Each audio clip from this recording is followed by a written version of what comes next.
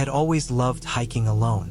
There was a strange comfort in being surrounded by nothing but trees, rocks, and the wind, and the solitude gave me a sense of freedom I never felt anywhere else. That Saturday morning, I had decided to tackle a trail I had never attempted before, a remote path known for its steep inclines and rough terrain. I packed light, just a day pack with water, a small first aid kit, some granola bars, and a flashlight, assuming I would be back before nightfall. The sky was clear, a bright blue, and the air had that crisp quality that comes just before the heat of noon sets in. The trail started easily enough. It was wide and well-marked, and the incline was gradual. Birds chirped, and the forest smelled fresh and earthy, with the dampness of recent rains lingering in the soil. I moved at a steady pace, enjoying the rhythm of my feet on the ground and the occasional crunch of dry leaves underfoot. The farther I went, the narrower the trail became. The trees grew thicker, their roots twisting across the path like giant veins, and the sunlight filtered down in thin, fragmented lines. I felt a thrill at how isolated it was. About 3 hours into the hike, I reached a fork in the trail. One path continued to climb gently along the ridge, the other seemed to plunge steeply into a narrow valley. I had no map for this trail, only vague directions from an online forum that described the valley route as more scenic but treacherous. I hesitated, but my curiosity got the better of me. I chose the valley trail. The ground immediately became uneven. Rocks protruded in irregular patterns, loose soil made footing uncertain, and the incline shifted from gentle to sharp.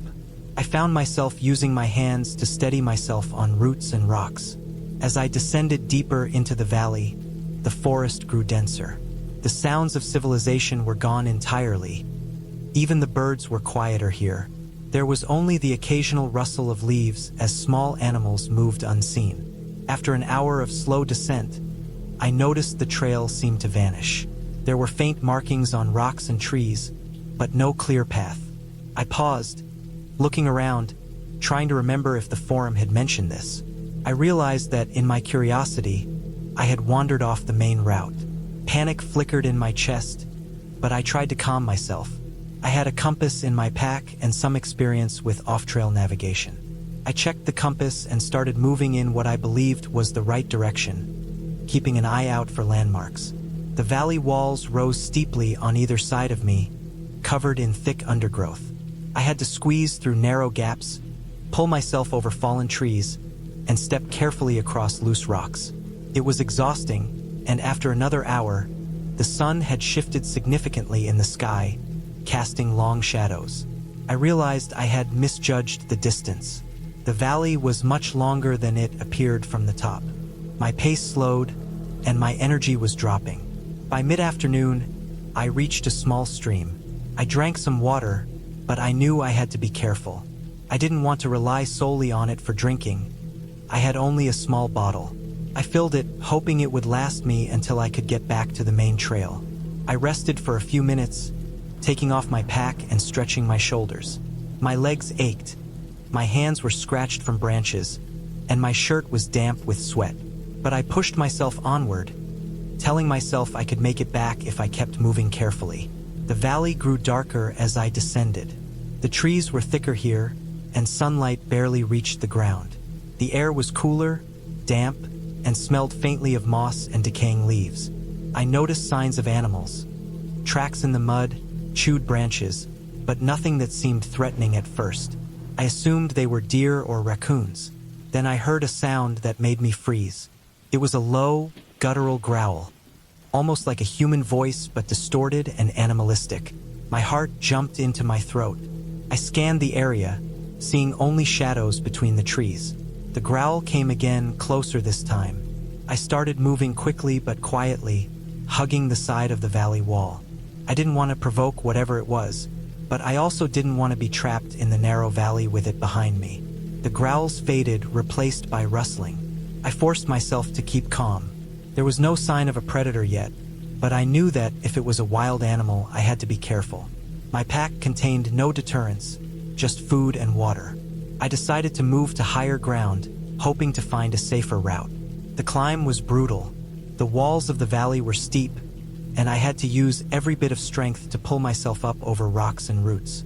My hands were bleeding, my legs were trembling, and sweat poured down my back. I tried to maintain a steady breathing rhythm, but the fear of being followed made every sound feel amplified. The rustling behind me returned intermittently, but I could never see exactly what was there. I kept moving, sometimes crawling on hands and knees, sometimes leaping over jagged rocks, until I finally reached a narrow ledge halfway up the valley wall. Here, I paused, leaning against the rock to catch my breath. I felt the coolness of the stone through my palms, smelled the wet moss clinging to the crevices, and listened carefully. There was nothing, just the distant sound of the stream below and the wind moving through the trees. I allowed myself a brief sense of relief, but I knew it was temporary. I needed to find the main trail before nightfall. I scanned the ridge above me and noticed a faint line of sunlight filtering through the trees. I decided to climb toward it. The ascent was slow and agonizing. Loose rocks shifted under my weight, and several times I nearly slipped. Each movement had to be deliberate. I used small ledges and tree roots as handholds, and I tested each step before committing my weight. My arms and legs ached more than they ever had before, and I was covered in cuts and scratches. My energy was low, but I forced myself to keep moving. Panic rose with every step because I knew I couldn't afford to stop. After nearly 2 hours, I finally reached a narrow plateau. I could see the outline of the main trail from here. Relief washed over me, but it was mixed with exhaustion. I rested briefly, taking off my pack to check my supplies. My water was low, and I had barely enough food to sustain me if the return was long. My phone had no signal. I realized that even if I reached the trail, it would be another few hours of hiking before I got back to safety. I started down the main trail, which was wider and easier to navigate. The relief of knowing I was on a marked path helped me ignore the aches and scratches. My pace was steady but careful. I didn't want to trip after the effort it had taken to reach this point. The sun was beginning to set, casting long shadows across the forest floor. Colors shifted from bright greens to muted grays and browns, and the air cooled rapidly. As I walked, I reflected on the mistakes I had made.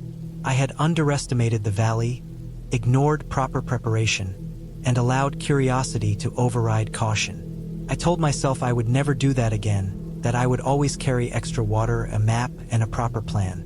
I realized that the fear and exhaustion I had felt were real, tangible dangers, not abstract worries. By the time darkness fell, I had made it to the edge of the trailhead where cars were parked.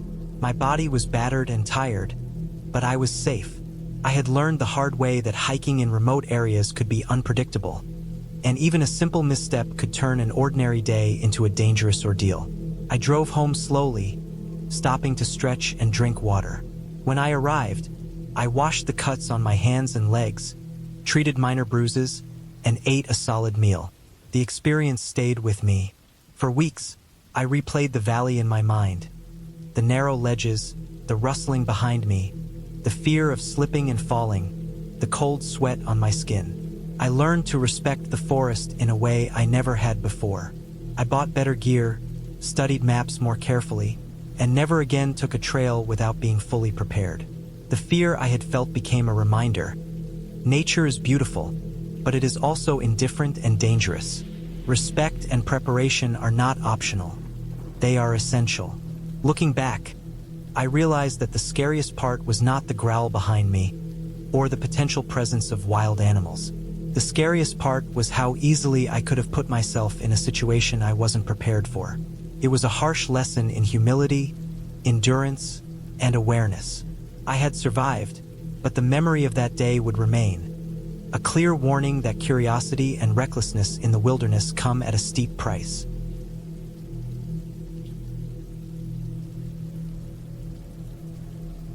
I never thought a normal solo hike could turn into the kind of nightmare I lived through, but that morning, when I set out, everything seemed perfect. The sun was just beginning to stretch its light across the forest canopy. The air was crisp, and the smell of damp soil mixed with pine and moss filled my lungs. I had been planning this hike for weeks, a long trek along the ridges of the backcountry that few people ever ventured into. My backpack was stuffed with all the essentials: extra food, water, first aid kit, flashlight, compass, map, and the extra layers I knew I might need when temperatures dropped. I felt confident, experienced even, thinking I could handle anything nature threw at me. The trail started easy, a narrow dirt path winding gently through a thick pine forest, soft underfoot with layers of pine needles. Birds flitted overhead, and the distant sound of a creek trickled through the trees. I kept a steady pace, breathing in the cool air, feeling the rhythm of my steps. Around mid-morning, the trail began to slope upward, winding through steeper terrain. Loose rocks and exposed roots made footing tricky, but nothing I couldn't manage. By noon, I had reached a small plateau. I paused to eat some trail mix, drink water, and enjoy the view.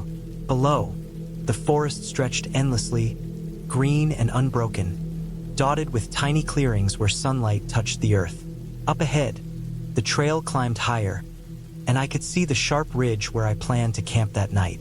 The path became narrower, the incline steeper, and I had to use my hands to stabilize myself in a few places.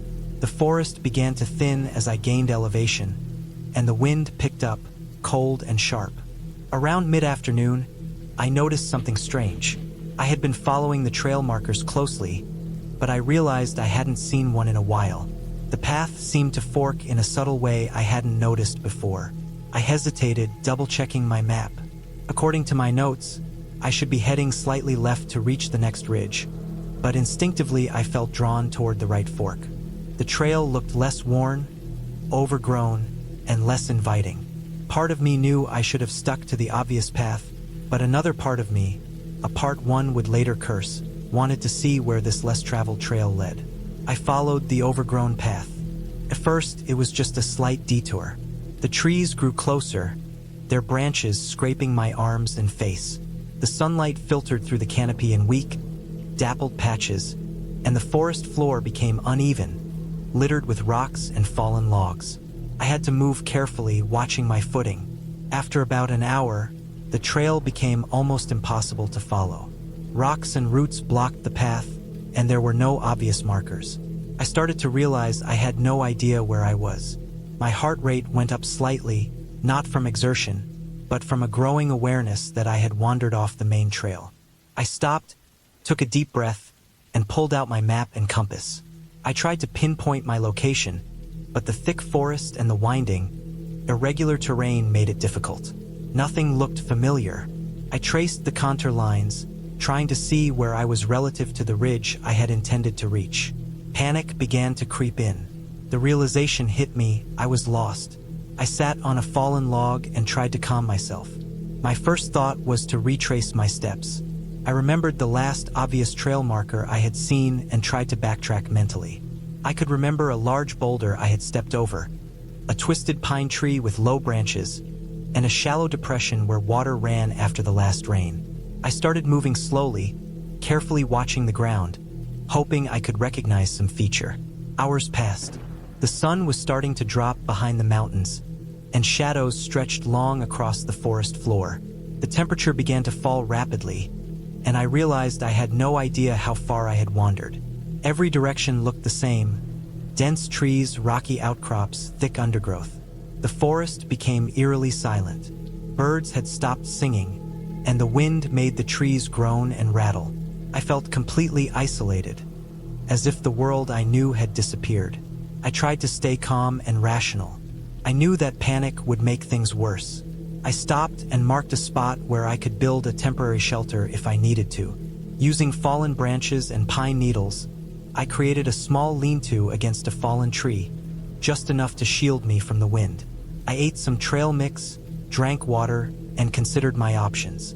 I decided to try moving downhill. Usually, water sources like creeks or rivers lead to roads or trails, and I reasoned that following water might lead me to civilization. I carefully chose a direction where the slope descended, moving slowly over slippery rocks and roots. Hours passed, and I didn't see a stream or any signs of human presence. The forest seemed endless, a confusing maze of trees and rocks. Night fell faster than I expected. The temperature dropped sharply, and my fingers and toes began to feel numb despite my layers. My flashlight barely cut through the darkness, illuminating only a few feet in front of me. Every step became more dangerous. Rocks became slippery. Hidden roots and holes threatened to twist my ankle. I slipped a few times, scraping my hands and knees. I had to stop often to catch my breath and shake out the numbness in my fingers. I remembered reading about survival strategies in the wilderness.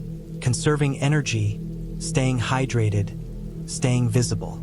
But none of these helped much when I had no idea where to go. I was completely disoriented.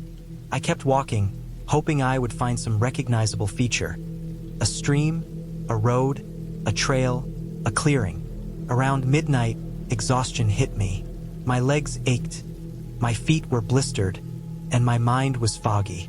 I realized I needed to rest, but sleeping on the forest floor was dangerous in that terrain. I found a small depression between rocks and made a crude nest of pine needles. I wrapped myself in my jacket, trying to preserve body heat. The forest was alive at night. Rustling sounds, branches cracking, distant animal calls. Every noise made me jump, fear turning my senses hyper-alert. I tried to stay calm, reminding myself that most forest animals would avoid humans. Morning came slowly. My body was stiff, but I had survived the night. I examined my surroundings. I was still in dense forest, but I noticed some signs. Broken branches, tracks of what looked like a deer or small animal, and faint signs of water in the distance. I decided to follow the slope downhill toward the water. The hike that morning was grueling. I moved slowly, carefully, following the faint sounds of running water. I discovered a small creek, its water cold and clear. I drank sparingly, refilled my bottle, and followed its path. The creek's path took me through dense undergrowth, over fallen logs, and through shallow pools. Hours passed. The sun climbed high, but I kept moving, driven by a mix of desperation and hope. Around mid-afternoon, I noticed something promising. The forest began to thin slightly, and the sound of water grew stronger. I reached a wider stream with evidence of human activity, plastic bottles, discarded wrappers, and footprints. My heart leapt. I was no longer completely alone. I followed the signs cautiously, knowing that trails often lead to roads, trailheads, or even small campsites. By late afternoon, I broke through the forest and saw a dirt road winding through the valley. Relief washed over me like a wave. I was physically exhausted, my body screaming for rest, but mentally I felt a surge of hope I hadn't felt in nearly a day. I followed the road downhill, eventually reaching a small ranger station. I was shaken, sunburned, scratched, dehydrated, and exhausted, but I was alive. The rangers checked my condition, gave me water, and helped me contact someone to pick me up. I had no injuries beyond scratches and minor bruises, but the psychological weight of what I had endured stayed with me. The fear, the isolation, the realization of how quickly a simple hike can turn into a life-threatening situation. It stayed with me long after I left the forest. In the following days, I thought back to what I had learned. Nature is unforgiving no matter your experience. One wrong decision, one moment of curiosity, can spiral into hours, even days of fear and struggle. I realized how lucky I was. Many hikers who get lost in remote areas don't make it as easily. I learned to respect the trails, to never underestimate the forest, and to always stick to marked paths when in unfamiliar territory. The experience changed me. Hiking became less about adventure and more about preparation, awareness, and respect. I still loved the mountains, the forests, and the quiet solitude they offered, but I approached every hike with a deeper understanding of the dangers. I made checklists, informed people of my exact route, carried backup navigation tools, and prepared for nights in the wilderness I hadn't planned for. That day, I realized that fear can be a powerful teacher. It strips everything away, the false confidence, the pride, the illusions of control, and forces you to face the raw reality of survival. And when you survive it, you gain more than just relief. You gain clarity, caution, and respect for the natural world. I never returned to that particular trail. I still hike alone, but I have a set of unwritten rules I follow strictly. Always mark your path. Never wander from what you know. Always prepare for the worst, no matter how simple the trail seems. That hike could have ended differently. I know that, but it didn't. I walked out alive, bruised but wiser, with a story that haunts me and teaches me every time I lace up my boots for another hike. The forest can be beautiful, peaceful, and invigorating, but it can also be terrifying, merciless, and indifferent. That duality is what makes hiking both exhilarating and dangerous. I survived because I refused to give up, because I kept moving even when hope seemed impossible, and because I learned to read the land, the signs, and the small clues that led me back to safety. Even now, months later, I still feel a tight knot in my chest whenever I think of that lost trail. I replay the moments when I slipped, when the shadows grew long, when I had no idea where to turn. And I remember the overwhelming relief of finally seeing the road, the human signs, the proof that I could survive even when everything seemed hopeless. It was a long, exhausting, terrifying journey, but it ended clearly, safely, and with lessons I will never forget. I returned home, but the forest stayed with me. I kept a journal of every detail, the twists of the trail, the slope gradients, the shape of the trees, the sound of the creek. I analyzed every misstep and every choice. That lost hike taught me more than years of normal trails ever could. It reminded me that even the strongest, most prepared hiker can be humbled by the wilderness. But it also reminded me that survival, clarity, and a good ending are possible with patience, awareness, and persistence.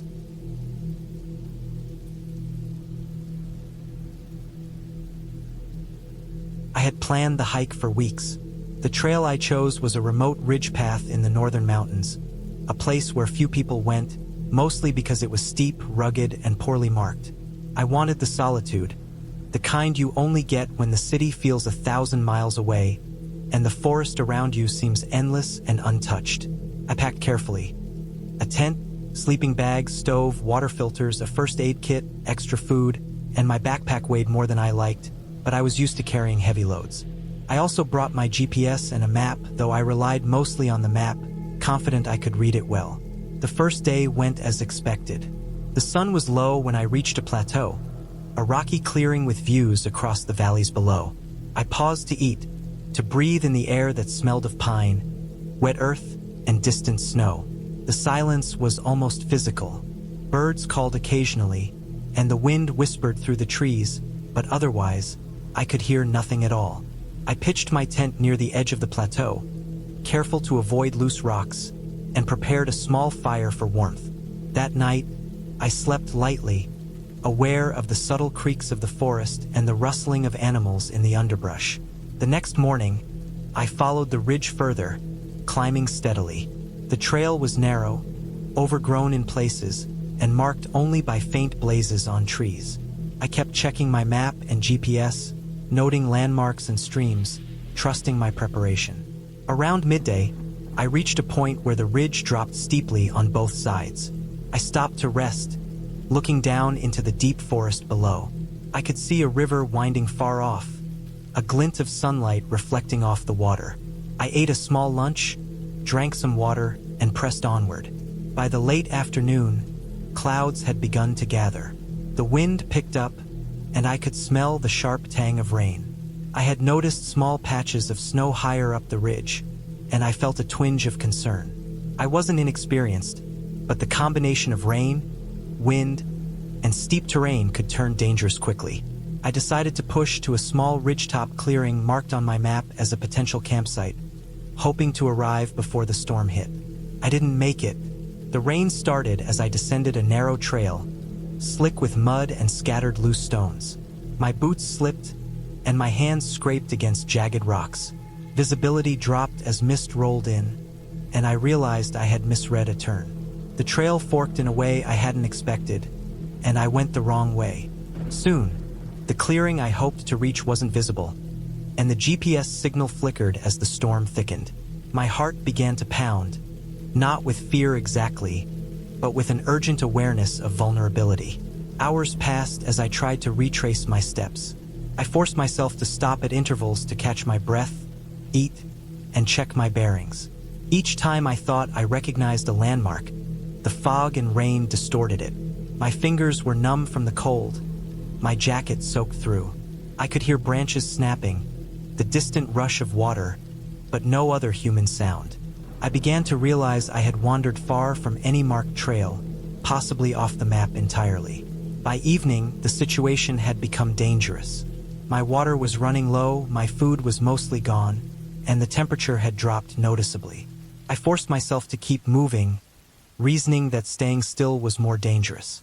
The steep slopes required careful footing, and I avoided any sudden movements. The rain had created small streams on the trail, turning narrow paths into slippery slides. At one point, I slipped and tumbled a few meters, scraping my leg and hitting my shoulder. Pain flared sharply, but I was able to catch myself on a tree. I cleaned the wound as best I could and continued. Darkness fell. I had no choice but to navigate with my headlamp. The beam cut through the fog, illuminating trees and rocks in stark, eerie clarity. I kept checking my GPS, which now indicated I was in a densely forested area, miles from my intended route. Panic began to gnaw at the edges of my mind. If I couldn't find a safe spot to camp, I would have to try moving downhill in the dark, which was extremely risky on such uneven terrain. I eventually found a small, flat area surrounded by thick trees. It wasn't ideal, but it would have to do. I pitched my tent quickly, the rain pouring down in a steady rhythm that shook the thin fabric. I cooked a small amount of food and drank the last of my water. The night was long. Every small sound, the snap of a branch, the rustle of leaves, the distant crash of falling water, made me tense, ready to react. I kept my knife close, my backpack under my head to make it harder for animals to reach me. Sleep came in short bursts, interrupted by the wind, rain, and the constant awareness of being alone in a vast, dark wilderness. By morning, the storm had passed, but the forest was wet and slick, and a thick mist hung low among the trees. I checked my map and GPS, planning my route downhill to a main trail that connected to the road. I had no choice but to leave the safety of the small clearing. The descent was slow and exhausting. I moved cautiously, testing each foothold and using trees for balance. Streams had turned into small torrents, mud slicked the rocks, and fallen trees blocked my path. At one point, I had to carefully cross a narrow ridge with a sheer drop to my left. One misstep could have meant disaster. My muscles ached, my shoes were soaked, and the constant tension in my body left me trembling. Hours passed. I navigated around fallen trees, climbed over rocks, and squeezed through dense underbrush. My map indicated a trail junction not far ahead, but the forest seemed endless. Every step required focus, and the cumulative exhaustion made even simple decisions feel monumental. I had to ration my energy, my attention, and even my hope. Eventually, late in the afternoon, I saw signs of human activity. A faint dirt path appeared beneath my feet, partially overgrown but clearly used. I followed it carefully, relieved to know I was no longer completely lost.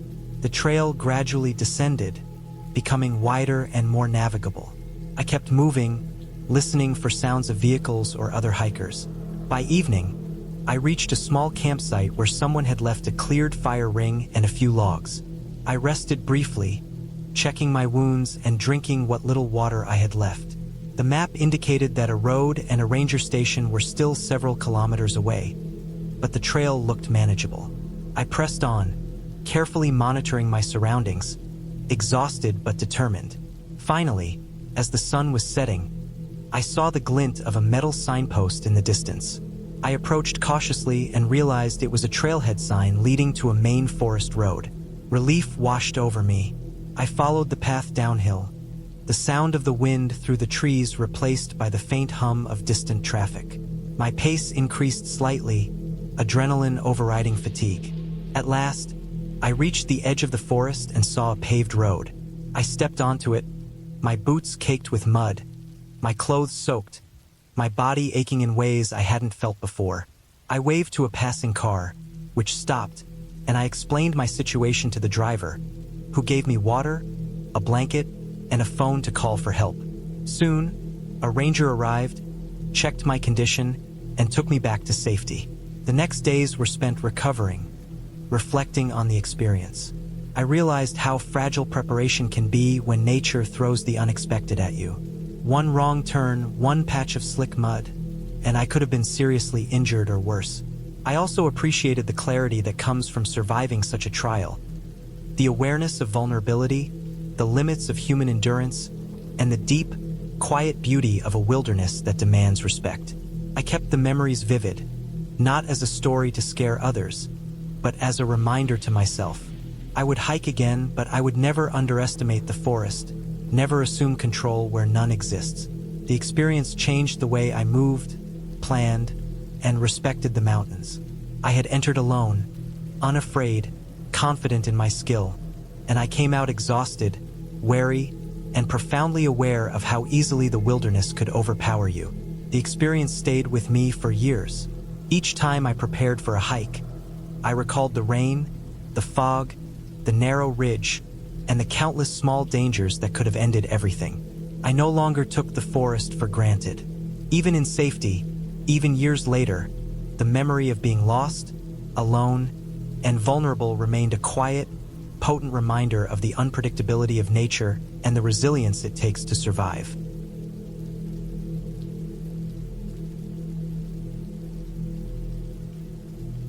I had planned the hike for months, picking a trail deep in the mountains that few people ever ventured onto. It was supposed to be a simple overnight trip, a chance to escape the noise of the city and breathe in some fresh air, to feel the kind of peace that only comes from being surrounded by trees and rocks so old they seemed eternal.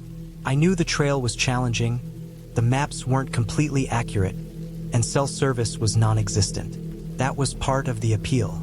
I liked the idea of relying entirely on myself, testing my endurance and my ability to think clearly when there was no one to depend on but me.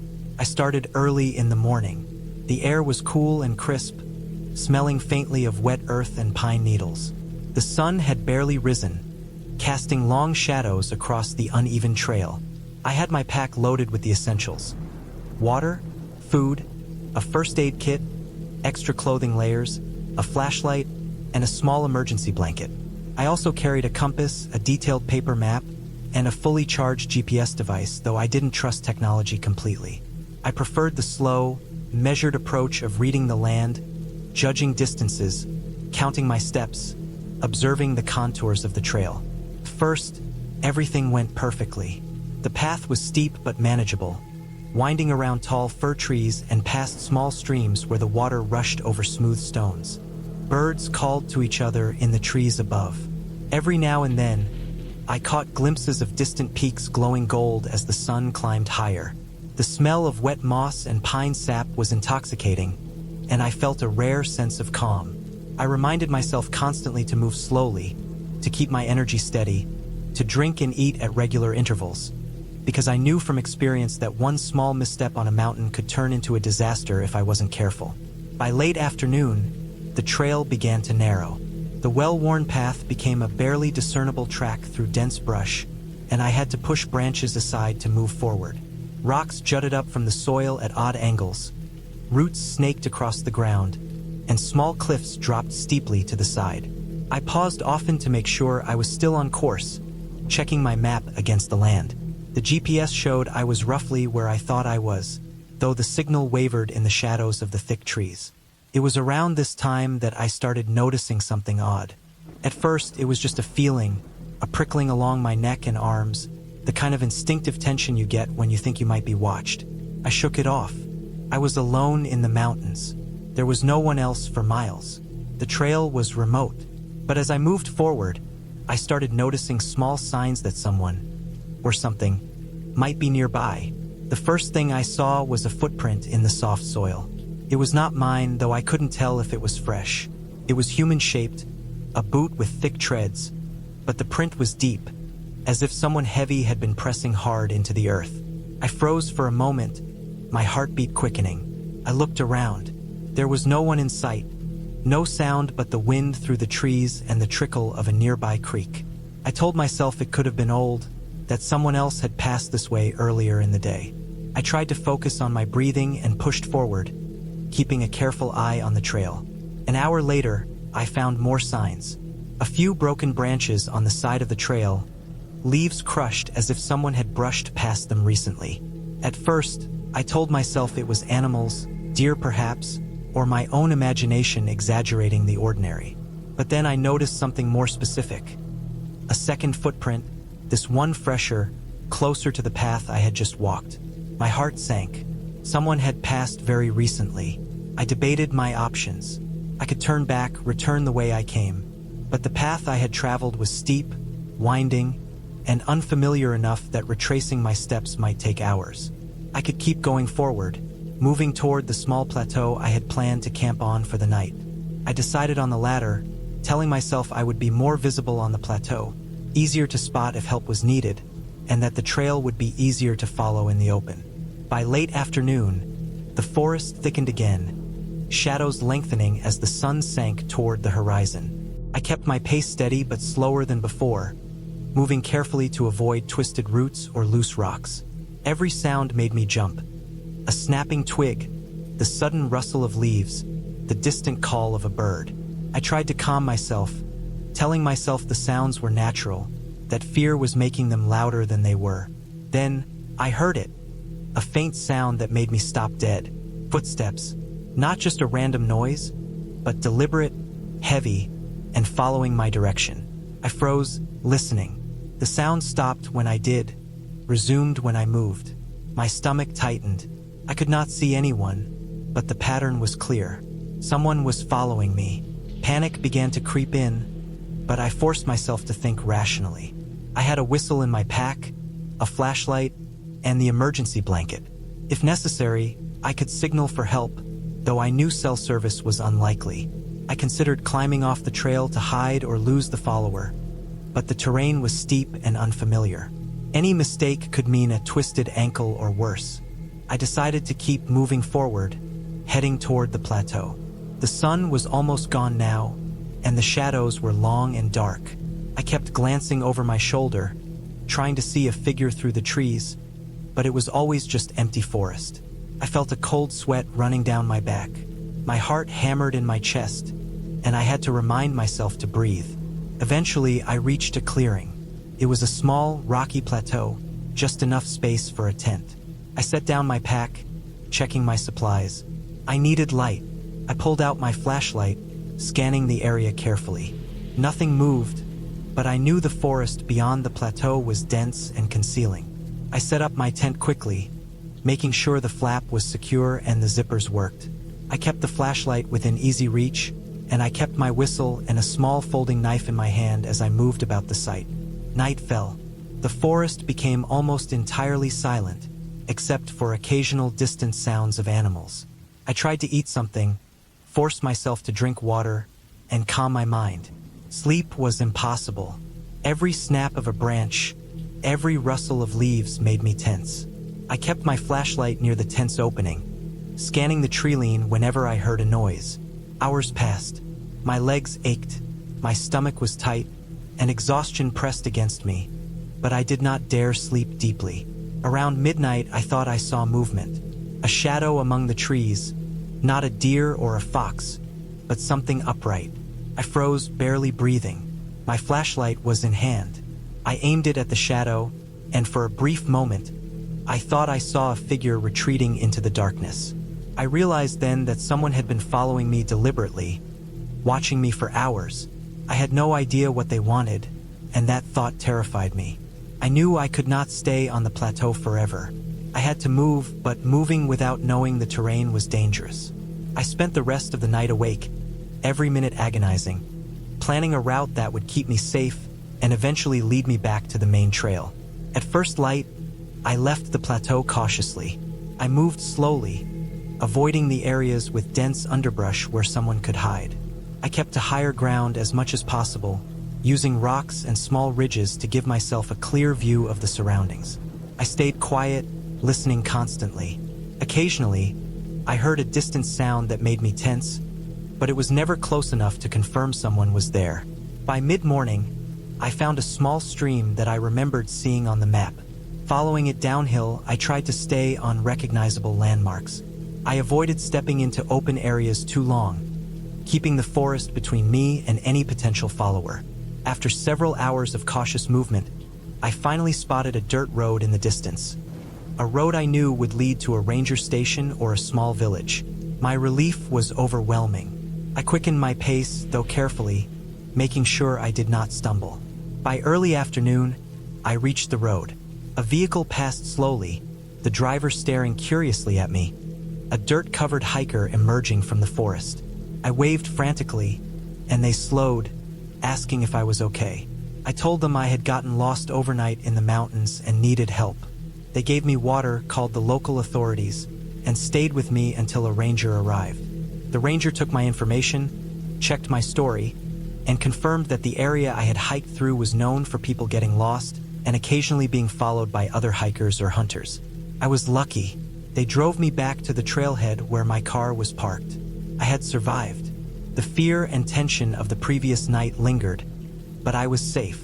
I sat in the car for a long time, trying to process everything, feeling both exhausted and relieved. I learned something important that day. The mountains are beautiful and peaceful, but they are also unpredictable and can be dangerous in ways you never anticipate. A single misstep, a single moment of inattention, or a stranger's presence can turn a serene hike into a nightmare. From then on, I approached every hike with a greater sense of caution, planning, and respect for the wilderness, and for the fact that not all dangers are obvious or visible. That experience stayed with me. Even weeks later, I would wake up in the middle of the night, the fear of being watched still clinging to my mind. But I also felt proud of my own calm, careful decisions, the way I stayed alert, the way I made it through without panicking. I had survived, and that survival gave me a clarity I would never forget.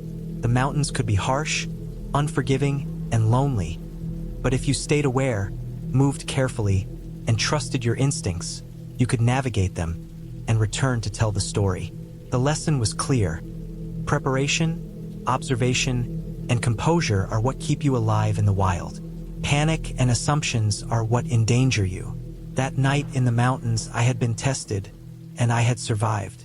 From that point on, every hike, no matter how small, was approached with that respect and attention to detail. I never underestimated the wilderness again, and I never again assumed I was completely alone.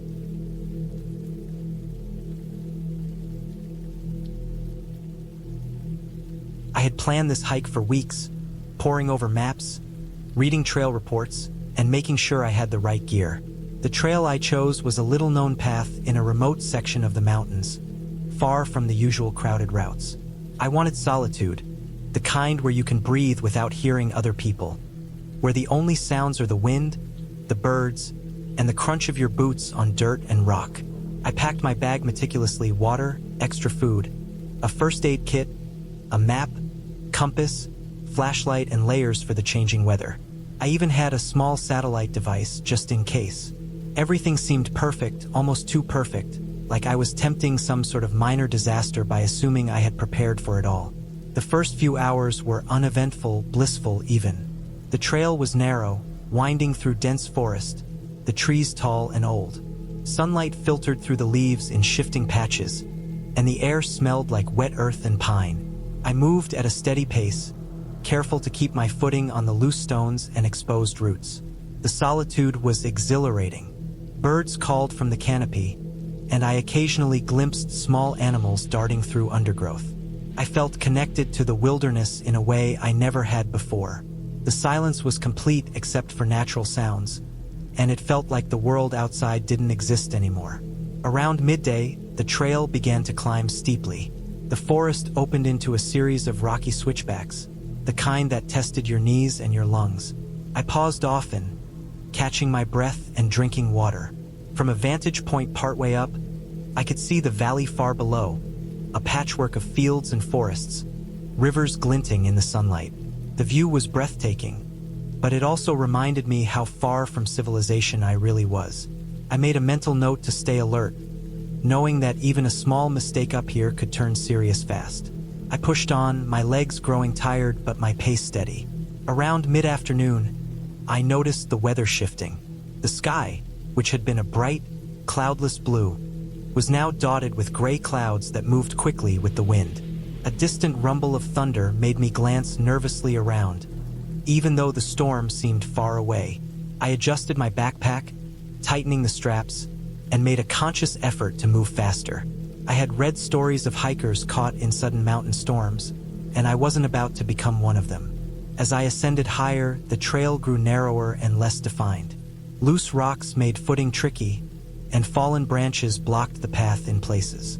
I was careful, testing every step, but even so, I slipped once on a patch of wet stone and had to catch myself with my trekking pole. My heart raced for a few minutes after that, and I reminded myself to stay calm. The storm clouds were moving closer now, and the wind had picked up, rustling through the trees and carrying a faint smell of rain. By late afternoon, the rain began. Not a steady downpour, but a fine, cold drizzle that made the rocks slick and my clothes damp. I considered turning back, but I was too far along to retreat easily, and the trail ahead promised a ridge with a view I had been looking forward to. I tightened the straps on my pack, pulled my rain jacket over my head, and pressed on. Each step became more difficult as the trail seemed to shrink, the forest thicker and darker under the gray sky. Then I realized something unsettling. The trail markers, which had been consistent up to this point, seemed to disappear. I stopped and scanned the area, trying to find the familiar blazes on trees or painted signs. Nothing. I checked my map and compass. According to my calculations, I should have reached a clearing soon, a flat area with rocks and a view of the surrounding peaks. But there was no clearing, only more dense forest and steep, uneven ground. My stomach tightened with unease. I had not expected to get lost. I was careful, experienced, and well prepared, but now I couldn't find the trail. I backtracked slowly, marking the trees with small scratches on the bark to avoid walking in circles.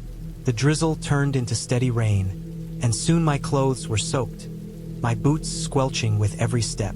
The forest became harder to navigate, branches scraping at my arms and legs, mud making footing treacherous. The sound of rain was deafening, and the distant thunder was now much closer. I tried to stay calm, telling myself I could find a safe spot to wait out the storm. Hours passed, and I wandered through the forest, increasingly uncertain of my location. I consulted my map repeatedly, trying to align it with the terrain around me, but everything looked the same. Dense trees, fallen logs, rocks, mud. The trail was gone. Panic began to creep in. I knew that if I didn't find higher ground soon, the storm could turn dangerous, with lightning striking exposed rocks or sudden flooding in lower areas. My water supply was running low, and my energy was dwindling. Every step was exhausting, but stopping wasn't an option. I had to keep moving, had to find a way out. As darkness approached, visibility dropped sharply. The rain was relentless, and the forest seemed to close in around me. I realized I hadn't seen anyone else all day, and the thought of being completely alone out here in these conditions was terrifying. I tried to focus on survival, finding shelter, conserving energy, and staying warm. I remembered reading about hikers who had survived similar situations by climbing to higher ground to avoid flash floods. I decided to do the same, scanning the terrain for a hill or ridge I could ascend safely. I found a small rise and began to climb, slipping several times on the wet rocks. My hands were cut and bruised from grabbing branches and jagged stone to steady myself. My heart pounded in my chest, and my legs shook with fatigue. When I finally reached the top, I found a narrow ledge that offered a slight view of the valley below. It wasn't much, but it was something. I could see the faint lights of a town far in the distance, the first sign of civilization I had noticed all day. Relief mixed with exhaustion, but I couldn't linger. I needed shelter before nightfall. I searched the ridge and found a small overhang beneath a rocky outcrop. It wasn't ideal, but it would keep me out of the rain and give some protection from the wind. I set my pack down, wrung out my jacket as best I could, and huddled under the rock. Darkness fell completely, and the forest became an almost impenetrable wall around me. The sound of rain on leaves and rocks was constant, the occasional rumble of thunder shaking the air. I tried to stay calm, telling myself that I had a plan for the morning. Wait for the storm to pass, then find the trail or descend carefully to the nearest visible landmark. Sleep came fitfully, interrupted by wind gusts and the occasional crack of a distant tree branch breaking. When I woke in the gray light of early morning, the rain had stopped, but the forest was damp and heavy with moisture. I examined my map and compass again, trying to orient myself. The ridge I was on gave me a vantage point, and I spotted a faint dirt track winding down toward a stream. It wasn't the main trail I had intended to follow, but it was something. I decided to descend carefully, using my trekking poles to maintain balance on the slippery slope. The descent was slow and exhausting. Muddy roots and loose rocks forced me to place each step deliberately. I fell twice, bruising my knee and scraping my palms, but I kept going. After several hours, the forest began to thin, and I heard the sound of running water, an actual stream. I followed it downhill, hoping it would lead to a larger body of water or a road. The terrain leveled out gradually, and eventually, I found a dirt road, wet and muddy, but unmistakably man-made. Relief washed over me. I followed the road for another hour until I saw a vehicle approaching in the distance. I flagged it down as best I could, drenched and covered in mud, exhausted but alive. The driver stopped and helped me into the vehicle, giving me dry clothes and hot water. I sat in the warmth of the car, shivering and shaking, replaying the events in my mind. I had been careful, experienced, and prepared, yet I had still gotten lost, trapped in a storm, and completely alone in the wilderness. The experience was terrifying, but it was also a lesson. Nature is unpredictable, and even small mistakes or unexpected changes can quickly escalate into life-threatening situations. By the time I reached a safe town, I was physically battered but incredibly grateful. I had survived, and I had a clear story of what had happened. The feeling of relief was overwhelming, and I knew that the memory of that hike would stay with me forever. I had been scared, exhausted, and uncertain whether I would find safety, but I had managed to navigate through the forest, endure the storm, and emerge alive. The experience changed the way I approached hiking. From that day on, I never underestimated the mountains. I always respected their power, and I always carried a plan, a backup, and a deep sense of caution. The forest that had terrified me now held a different meaning. It was not a place of fear or danger. It was a reminder of my resilience, of the sharpness of my mind under pressure, and the importance of preparation, patience, and determination. I had faced the wilderness at its worst, and I had survived. The memory of that hike, with its rain-soaked trails, hidden dangers, and moments of pure fear, became a benchmark for every hike I took afterward. I knew now what it meant to be truly alone in the mountains, and I also knew what it meant to come out of that solitude stronger, wiser, and more alive than ever.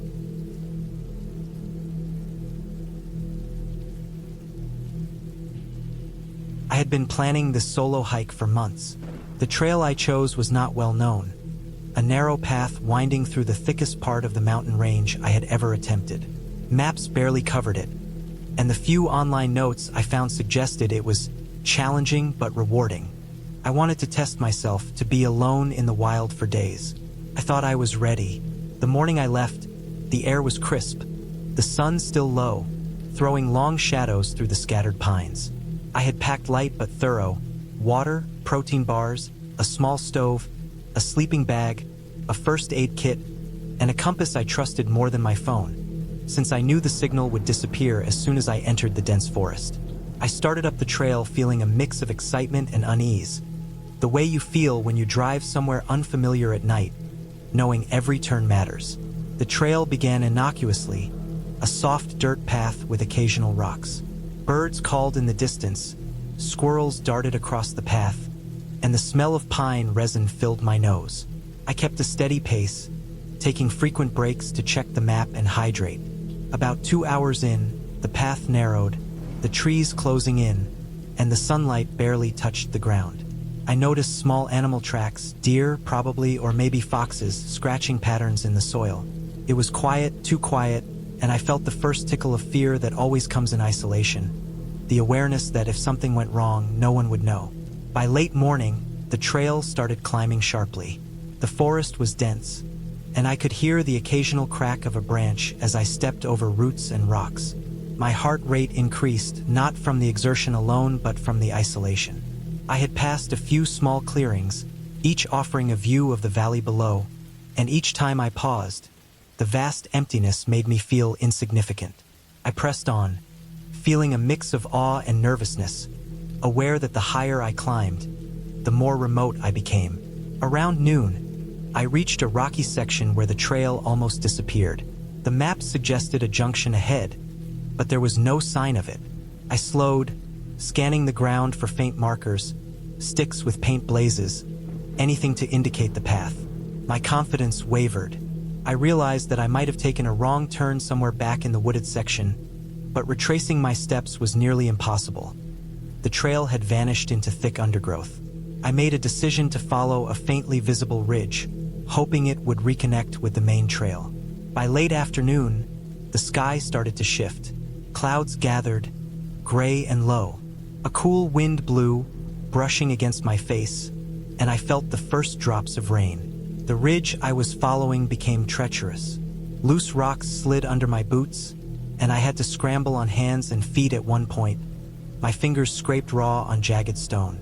The sound of the wind through the trees became louder, almost deafening, and the occasional snap of a branch made me flinch. I had no cell signal, no one would know where I was if I slipped. Anxiety gnawed at me. Night fell faster than I expected. I realized I had misjudged the time, and the clouds had blocked the sunset. I needed to set up camp, but the ridge was too steep, and the trees were too dense. I eventually found a small plateau, enough for my sleeping bag and stove, but it wasn't comfortable. Rocks dug into my back as I lay down, and the cold seeped through my clothes. The rain picked up, the drops heavy on the leaves, forming a steady patter that echoed around the ridge. I ate cold protein bars, drank some water, and tried to calm myself. The isolation was absolute. There were no sounds of civilization, only the wind, rain, and the occasional call of an animal I couldn't identify. I slept fitfully, waking several times to the wind or to the sensation of slipping on the uneven ground. In the early hours, the cold intensified. I could hear the rain turning into sleet. My sleeping bag wasn't rated for this weather, and my hands and feet were numb. I realized that if I didn't move, I could be in serious danger. I packed my bag quickly and decided to descend, hoping to reach a lower trail I remembered from the map. The descent was even more dangerous. Rocks were slick with rain, and mud made every step precarious. My boots slipped multiple times, and I fell once, scraping my knee and elbow. I pressed on, each step exhausting, each step a risk. I knew that a serious fall could end the hike or worse. The forest seemed to close in around me. Trees loomed like walls, roots tangled underfoot, and the occasional flash of lightning revealed the steep cliffs nearby. Hours passed. I had no sense of time, only a growing sense of dread. My water supply was low, my energy fading, and the rain didn't let up. The map was confusing, and landmarks looked different in the gray storm light. I started to question every decision I had made, every step. My mind began racing, imagining what could happen if I fell, if I got stranded overnight. Panic rose in my chest, but I forced myself to breathe and take deliberate steps. Late in the afternoon, I stumbled across a narrow stream.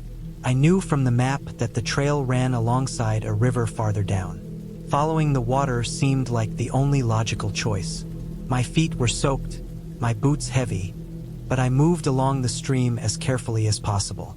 The sound of rushing water gave me some comfort, a point of orientation. After what felt like endless hours, I finally spotted a faint human-made trail marker, a painted stripe on a tree.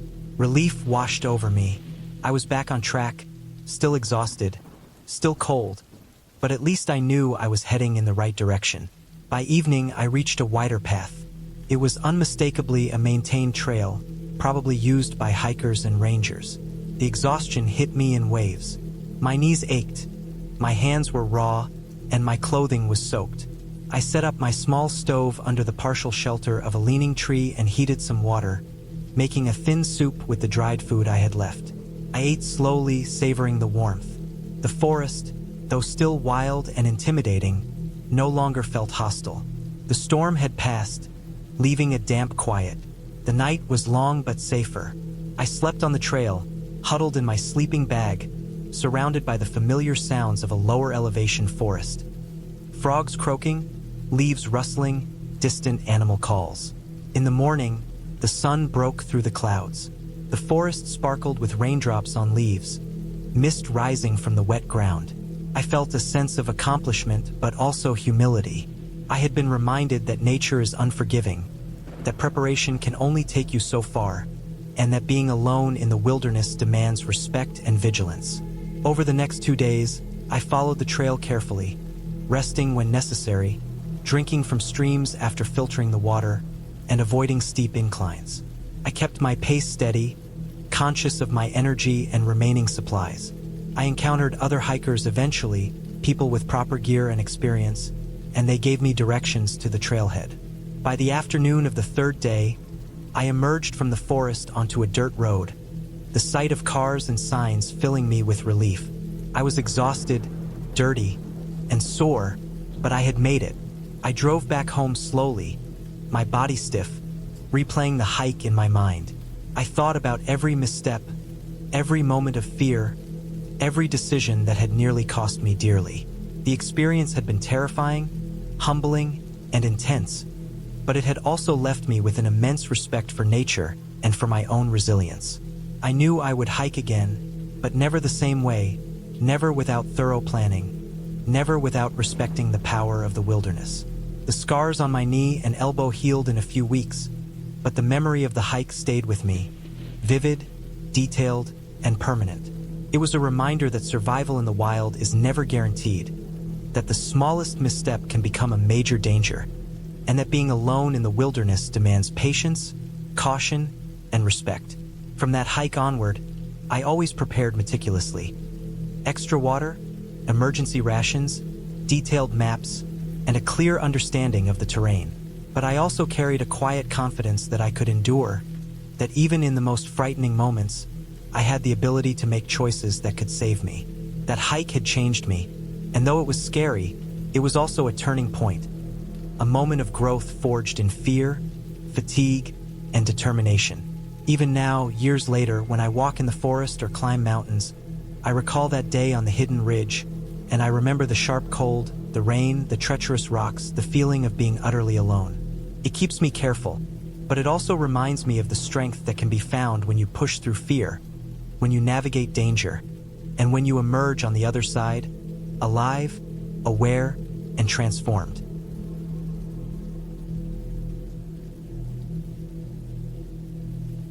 I had always thought of myself as someone who was careful, someone who respected the outdoors and the power it held.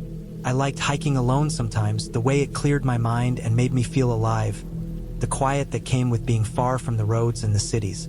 That morning, I had set out early, just as the sun was pushing a pale light over the peaks of the range I had chosen. It was late spring, but the higher elevations still held patches of snow and ice, and the streams from melting snow ran fast and cold, feeding into the small creeks that cut through the forest.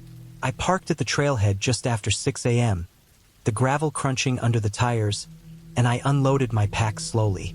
I made sure I had everything I needed: extra layers, water, a map, a compass, my first aid kit, snacks, and the small emergency beacon I never left home without. I double-checked my phone, though I knew it would probably lose signal once I got deeper into the mountains. The trail was known, marked, but I liked having the reassurance of backup tools. The first few hours were easy. The trail wound through pine forests, over rocky soil, and beside streams that tumbled over mossy stones. Birds were singing, and occasionally a squirrel would dart across the path, pausing briefly to look at me before vanishing into the trees. I could smell the wet soil and the faint resin of pine needles crushed under my boots. My pace was steady. I wanted to get a good distance in before the heat of the day made climbing difficult. Around mid-morning, the forest began to thin. The trail grew steeper, narrower, and rockier. I noticed how the air smelled sharper here, cooler, the kind of smell that comes when you are at higher elevation close to snowfields. I took off my jacket and tied it around my waist. The sun was warm on my skin, but the wind had a cold edge, whipping up small clouds of dust and loose gravel with each gust. I remember feeling a little restless at this point, a subtle unease creeping in. Not fear, but alertness, the kind you feel when the environment is unfamiliar enough that your brain decides it should be paying closer attention. My legs were tired, but not overly so. I paused on a ridge that overlooked a deep valley, the view stunning. The mountains rolled out in jagged ridges, snow on the peaks, green slopes below, and the tiny ribbon of trail I had just climbed disappearing into the trees behind me. I snapped a few photos, took a sip of water, and moved on. The trouble started when I reached a section of the trail that had been damaged by winter storms. Large rocks had fallen onto the path, and a small landslide had turned part of the trail into loose gravel and dirt that slipped beneath my boots. I had to move slowly, testing each step, leaning on my trekking poles to maintain balance.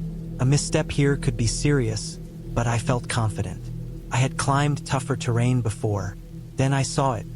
The first sign that the day would not go as planned. A faint line of red, dark against the pale stone and dirt. At first, I thought it was a streak of mud, reddish from iron in the soil, but as I got closer, the pattern made me pause.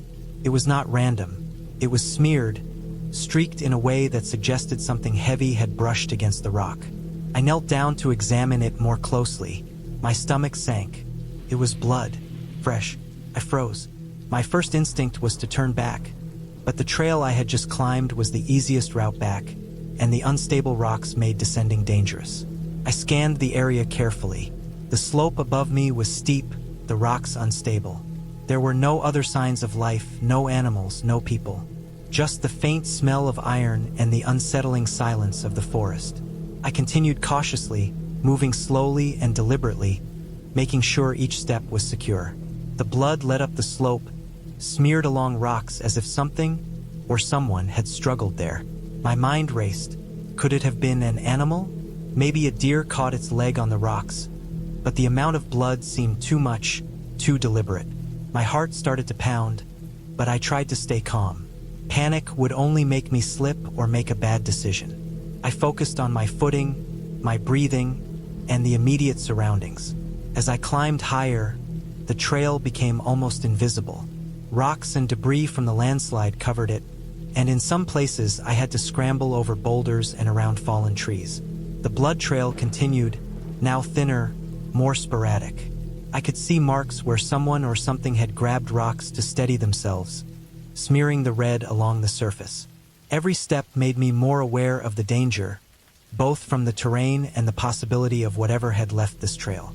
By late morning, I reached a point where the ridge narrowed, and a sheer drop opened up to my left. The valley below looked deep, 100 feet at least. One wrong step could be fatal. I paused, taking stock of my options. I could continue along the ridge, but the trail was deteriorating quickly, and the slope to my right was steep and unstable. Going back was technically safer, but it meant retracing the route I had just carefully navigated, now with the knowledge that there had been a recent injury or struggle. I decided to move forward slowly. Each handhold was tested, each foothold pressed before I put weight on it. The trail twisted and rose, and soon I found myself on a small plateau with a cluster of trees providing slight cover from the sun. I crouched behind one and examined the area. There were footprints, large, deep, and irregular, as if someone had stumbled or dragged something heavy. My stomach churned. Whatever had been here was large, and it had been struggling. At this point, I realized I might be walking into a situation I was not prepared for. I tried to think logically. I was alone, miles from the nearest road. If someone was hurt, I had first aid, but if it was a predator or a violent human, I had very little protection. My instincts screamed to leave, but the only way down was the same treacherous slope I had just climbed. I decided to keep moving forward until I could reach a safer section, ideally a wider trail or open area where I could get a signal on my phone. The plateau led to a short series of switchbacks, steep and narrow, with loose stones rolling under my feet. I had to use both hands to steady myself, digging my poles into cracks and gaps in the rock. Halfway through, I stumbled and my hand hit something sticky. My stomach dropped. I looked down. More blood, smeared and fresh. The realization hit me. I was following someone or something that was either severely injured or already dead. The thought made my skin crawl, but I forced myself to focus. Panic would make the climb worse.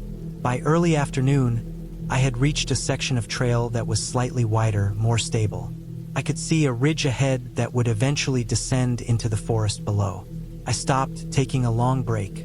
I drank water, ate a small snack, and tried to calm my racing mind. My legs ached from the steep climb, and my hands were scraped and red from gripping rocks and branches. The sun was high, and the warmth was a relief after the cold air at higher elevation. As I rested, I listened carefully.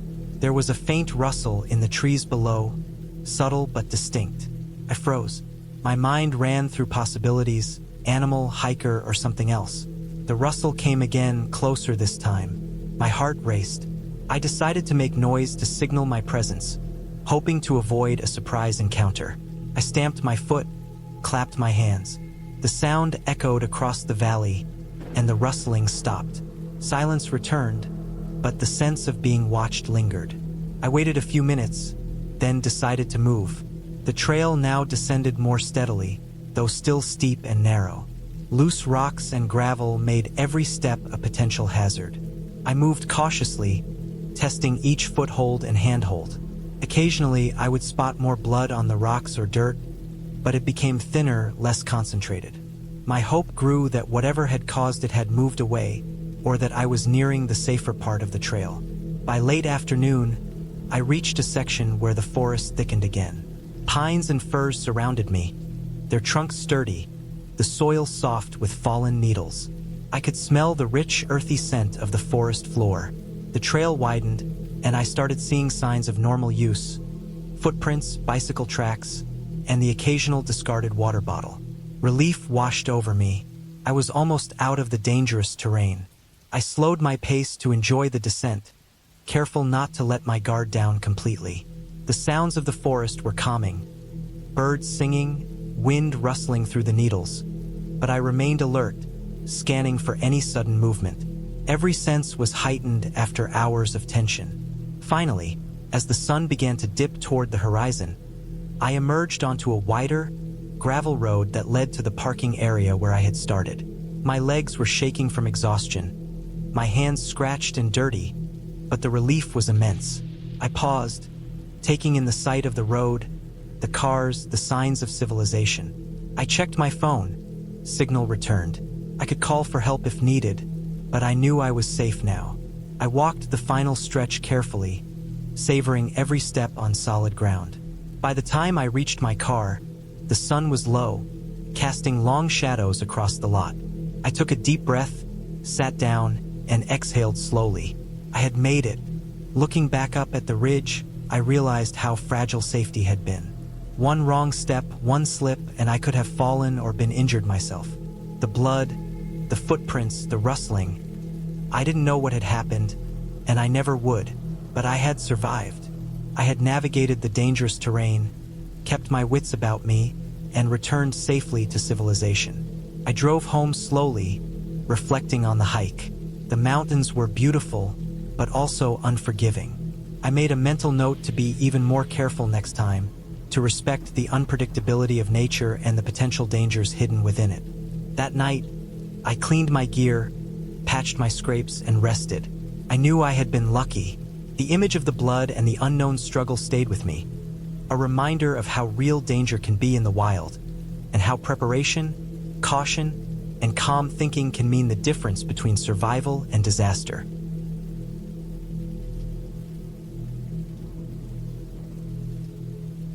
I had planned this hike for months. It wasn't a casual weekend trek. I had meticulously mapped a route through the rugged hills on the edge of a national forest I had never explored. The summer was fading into autumn, and I wanted to experience the forest at its quietest, when the crowd of weekend hikers thinned and the crisp air carried the scent of drying leaves. I packed my backpack the night before, checking and rechecking every item: water, food, first aid kit, headlamp, extra batteries, map, compass, sturdy boots, rain jacket, a small emergency blanket, fire starter, and a multi-tool. I even carried a whistle, more out of habit than expectation. The morning of the hike was cold, sharper than I anticipated. The sun had not yet breached the ridges, and the forest was shrouded in a dim, gray light that made the shadows stretch unnaturally long. I parked at the small dirt lot that served as the trailhead and felt the stillness settle around me. It was almost too quiet, the kind of quiet that makes you acutely aware of every sound. The distant caw of a crow, the rustle of wind through the upper branches, the faint scuttle of a squirrel somewhere unseen. I double-checked my pack, made sure my boots were tight, and started down the trail. The first few hours were normal, even pleasant. The trail wound upward steadily, loose dirt and rocks underfoot, roots crisscrossing like old veins.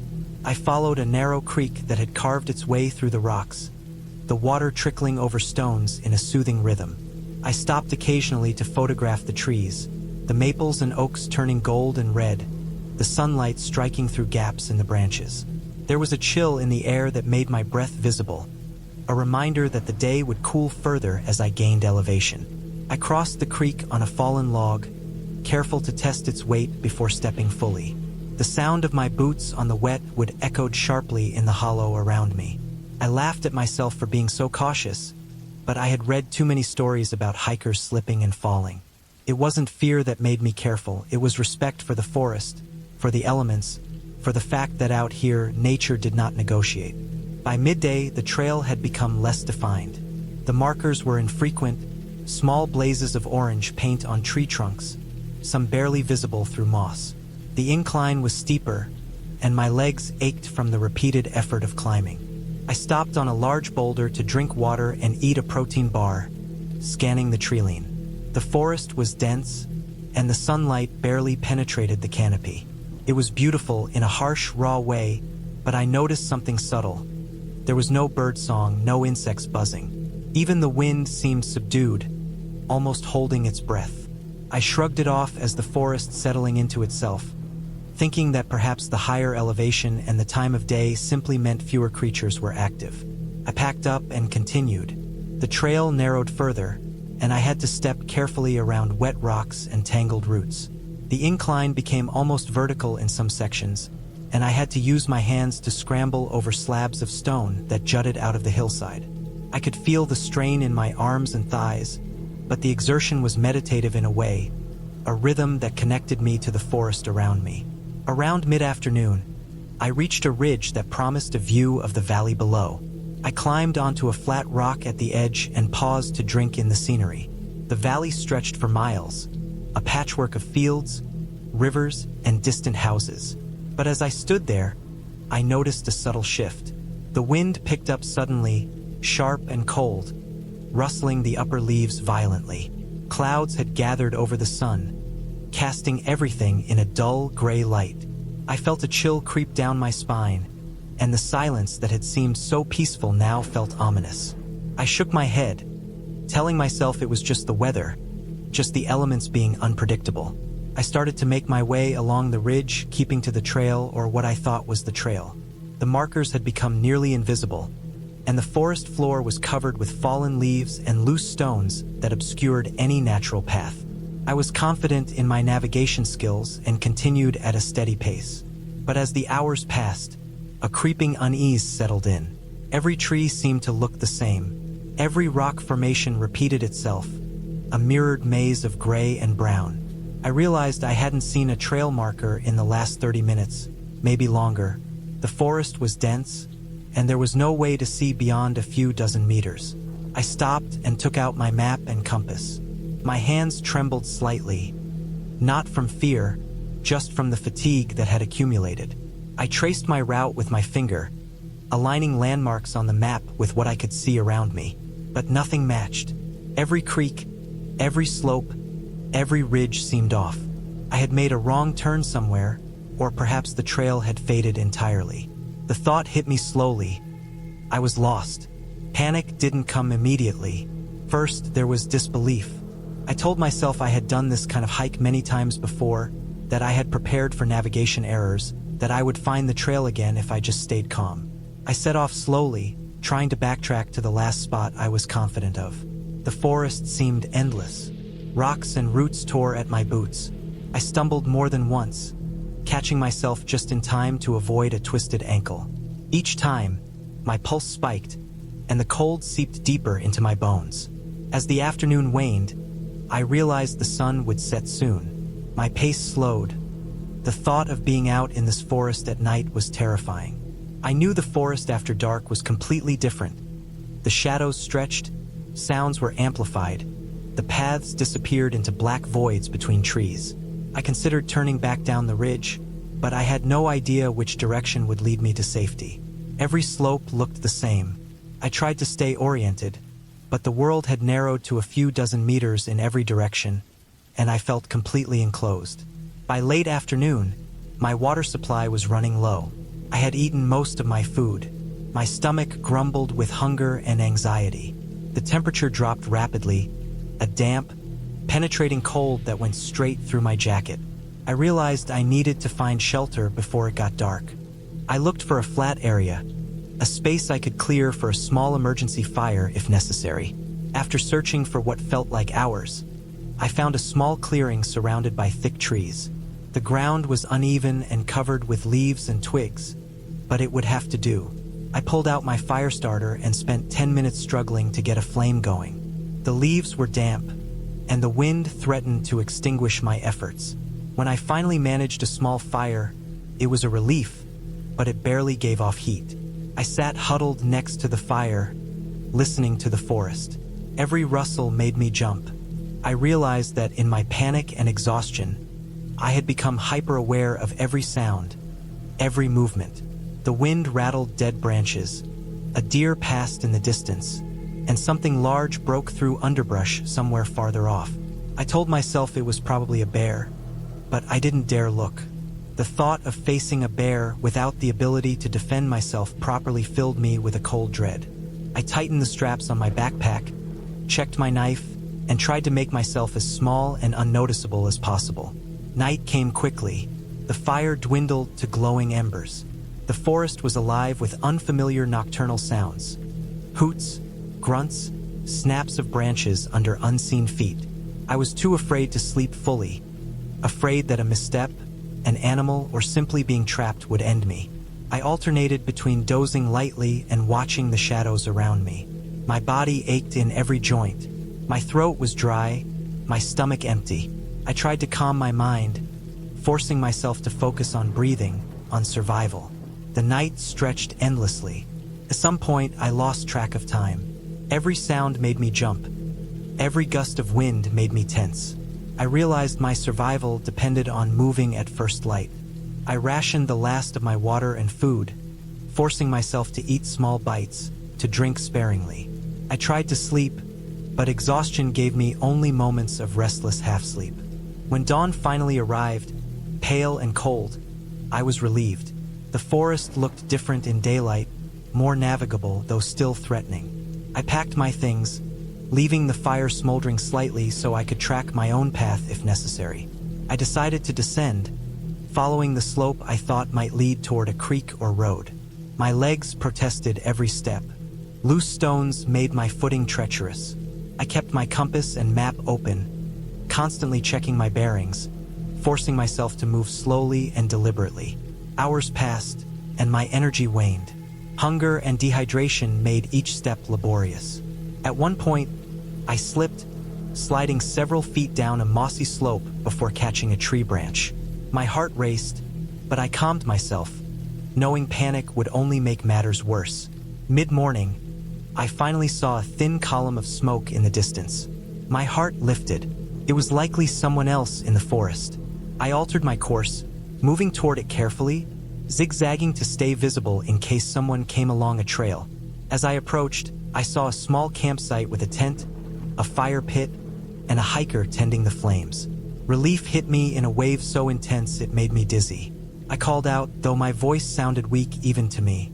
The other hiker responded, alerting me that I was finally safe. They offered water, food, and a phone to call for help. I told them I was okay, though exhausted and dehydrated. They guided me down a more established trail that led to the main road. Each step felt lighter, safer, as I moved farther from the dense, disorienting forest that had trapped me. The descent was slow, but I felt steady, confident that I would reach civilization. By mid-afternoon, I was back at the parking lot. The sunlight felt warm on my face. The panic of the night before had drained me, leaving only exhaustion and a deep, simmering respect for the forest. I realized that the woods were not hostile, but indifferent. Any mistake, any lapse in preparation, could turn routine adventure into nightmare. I packed up my gear into the car, my legs stiff, my body aching, and drove home slowly, constantly glancing at the rearview mirror as if expecting the forest itself to follow. That night, I slept harder than I had in months, dreaming not of monsters, but of the raw, unrelenting wild that had nearly overwhelmed me. I learned something vital that day. Respect, preparation, and calm were the only tools between me and disaster. Everything else, the panic, the fear, the missteps, could cost far more than a scrape or bruise. From that day on, every hike I took was approached with the same seriousness. I never underestimated a trail, never ignored signs, and never let fatigue or overconfidence cloud my judgment. The forest remained beautiful, thrilling, and dangerous, a reminder that nature was indifferent, unforgiving, and utterly real. And in that realism lay its terrifying power.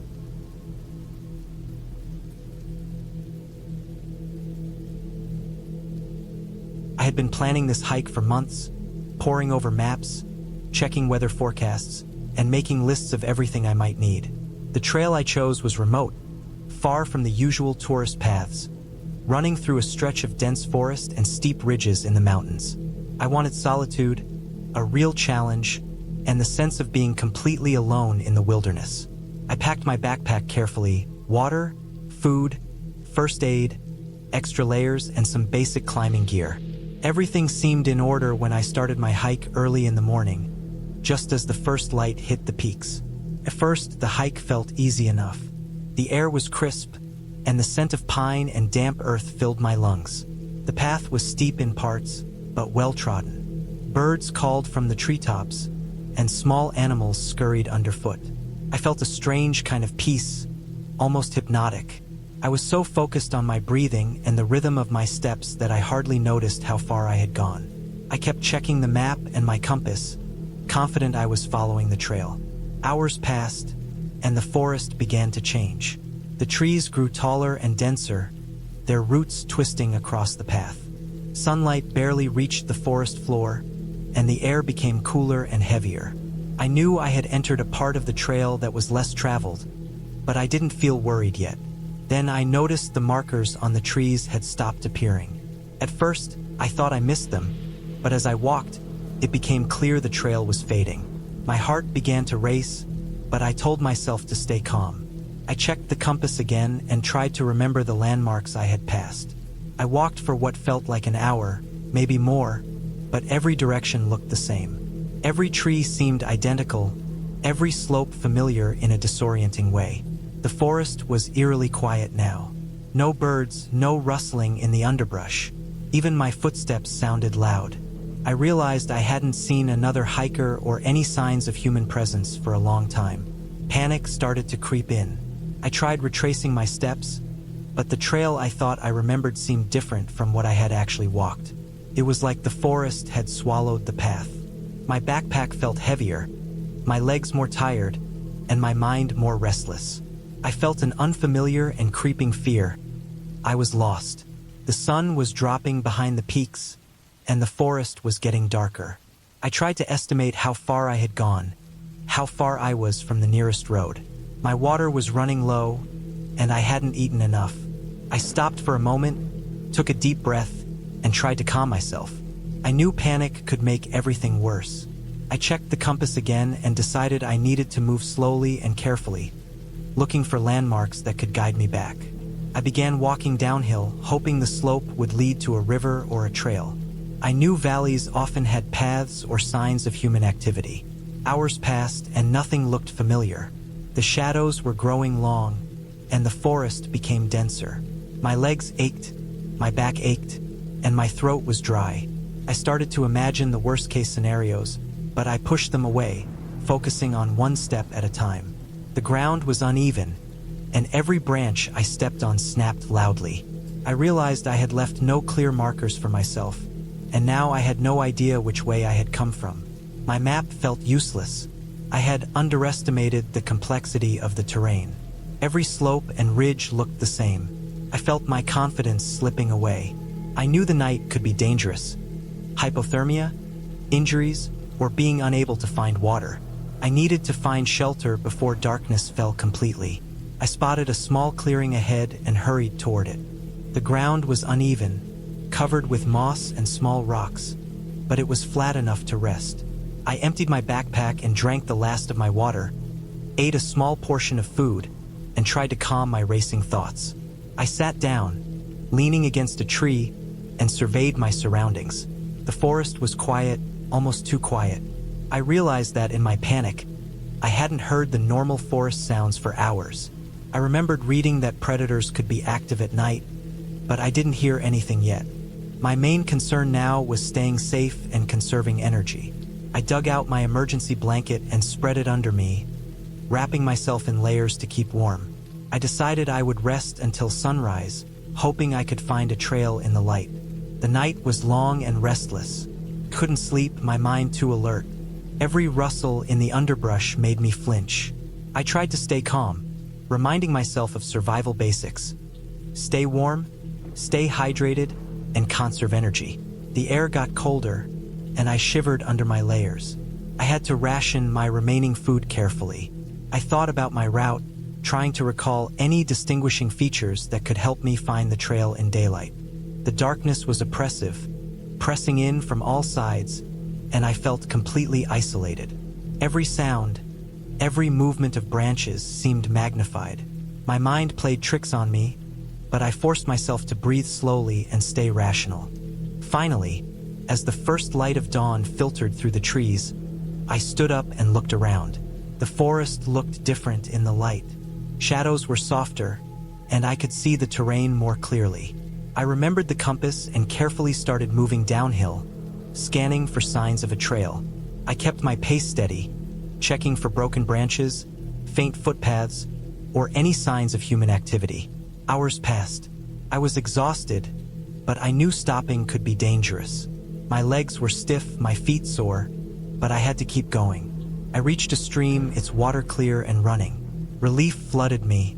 I filled my water bottles and drank deeply, feeling strength return. Following the stream downhill seemed logical. Humans often travel near water sources. I carefully moved along the bank, slipping on wet rocks, brushing past low branches, but I kept my focus. The sound of running water was comforting, a sign I was moving in a logical direction. After a long, slow walk, I spotted a faint dirt path cutting through the undergrowth. My heart leapt. It was overgrown, almost hidden, but it was definitely man-made. I followed it cautiously, hoping it would lead to safety. Hours passed, but finally, I saw the first signs of civilization. A wooden fence, tire tracks, and distant rooftops. I ran the last stretch, exhausted but filled with relief. I had survived the night, navigated the forest, and found my way back.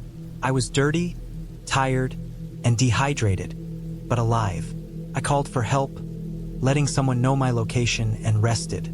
The experience had left me shaken, but it taught me invaluable lessons about preparation, caution, and respecting the power of nature. From that day on, I never underestimated a trail again. I always carried more water than I thought I would need, marked my path clearly, and stayed alert. The mountains were beautiful, but they were unforgiving. I learned that fear could be a tool, keeping me alert and careful, but panic could be deadly. That hike changed how I viewed the wilderness forever. I understood the importance of knowledge, preparation, and the patience to survive against overwhelming odds. I had walked through fear itself, and I had come out the other side with a story that would remind me always to respect the forest, its silence, and its dangers.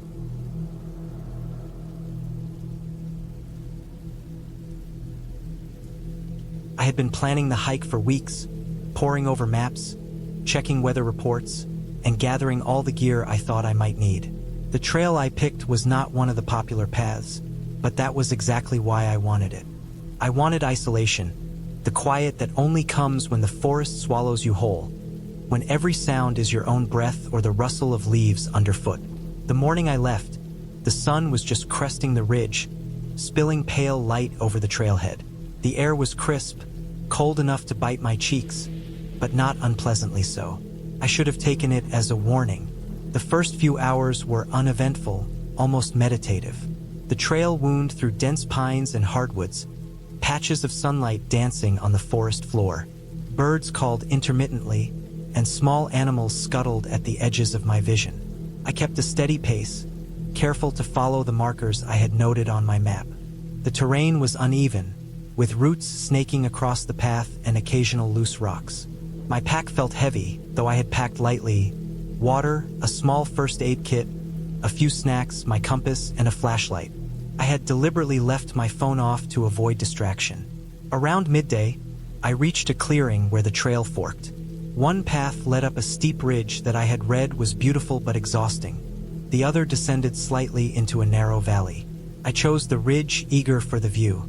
The climb was slow and tiring, my legs burning from the incline, but the air was clean and invigorating. As I gained elevation, the forest opened up in patches, revealing glimpses of distant mountains and a river threading its way through the valley below.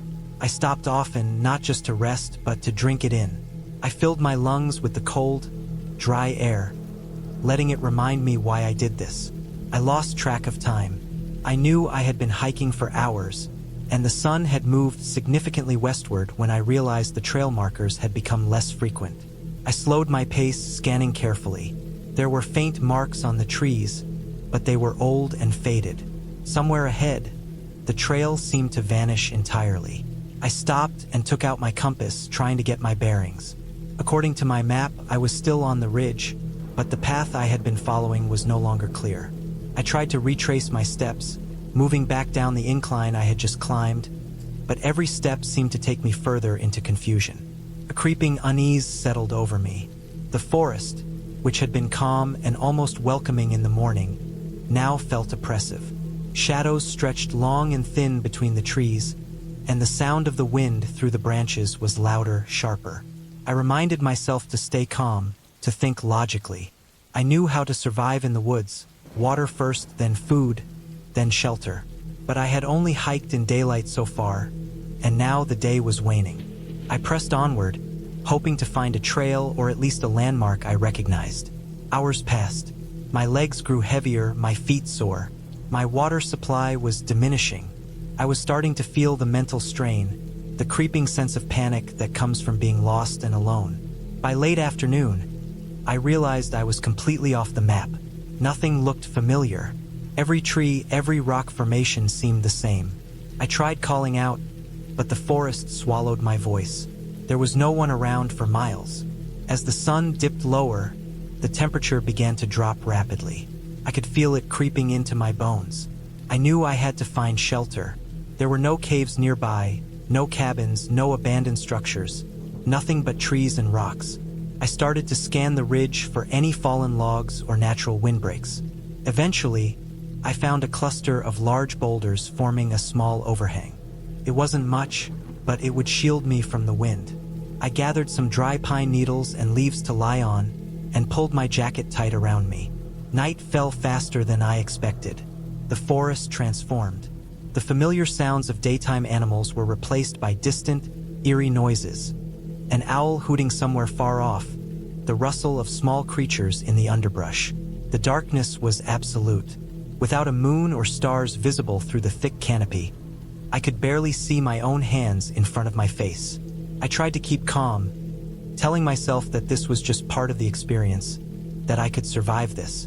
But the isolation pressed down on me, making every snap of a twig sound like a threat. I rationed my water carefully, sipping slowly.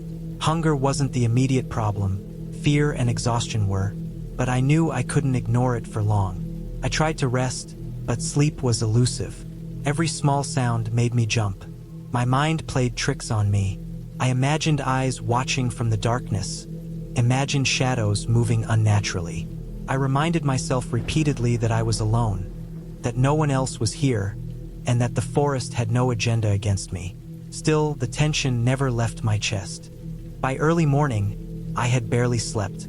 My body ached, my throat was dry, and my feet were blistered. I felt a dull sense of despair creeping in. But I knew I couldn't give up. I had to keep moving, find the trail, or at least descend the ridge to somewhere familiar.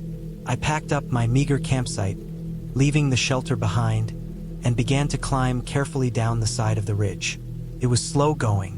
The ground was slippery with frost in places, and loose rocks forced me to move cautiously. I tried to orient myself using the sun, which had just started to rise, casting pale light across the forest. I remembered the river I had seen the day before on the map. If I could reach water, I could follow it downstream to find civilization. The thought gave me purpose, a direction. I spent the entire day navigating the steep, uneven terrain. I moved cautiously, stopping to catch my breath and to drink water from small, clear streams that trickled down the slope. My hands were scraped from clinging to rocks, and my legs ached with fatigue.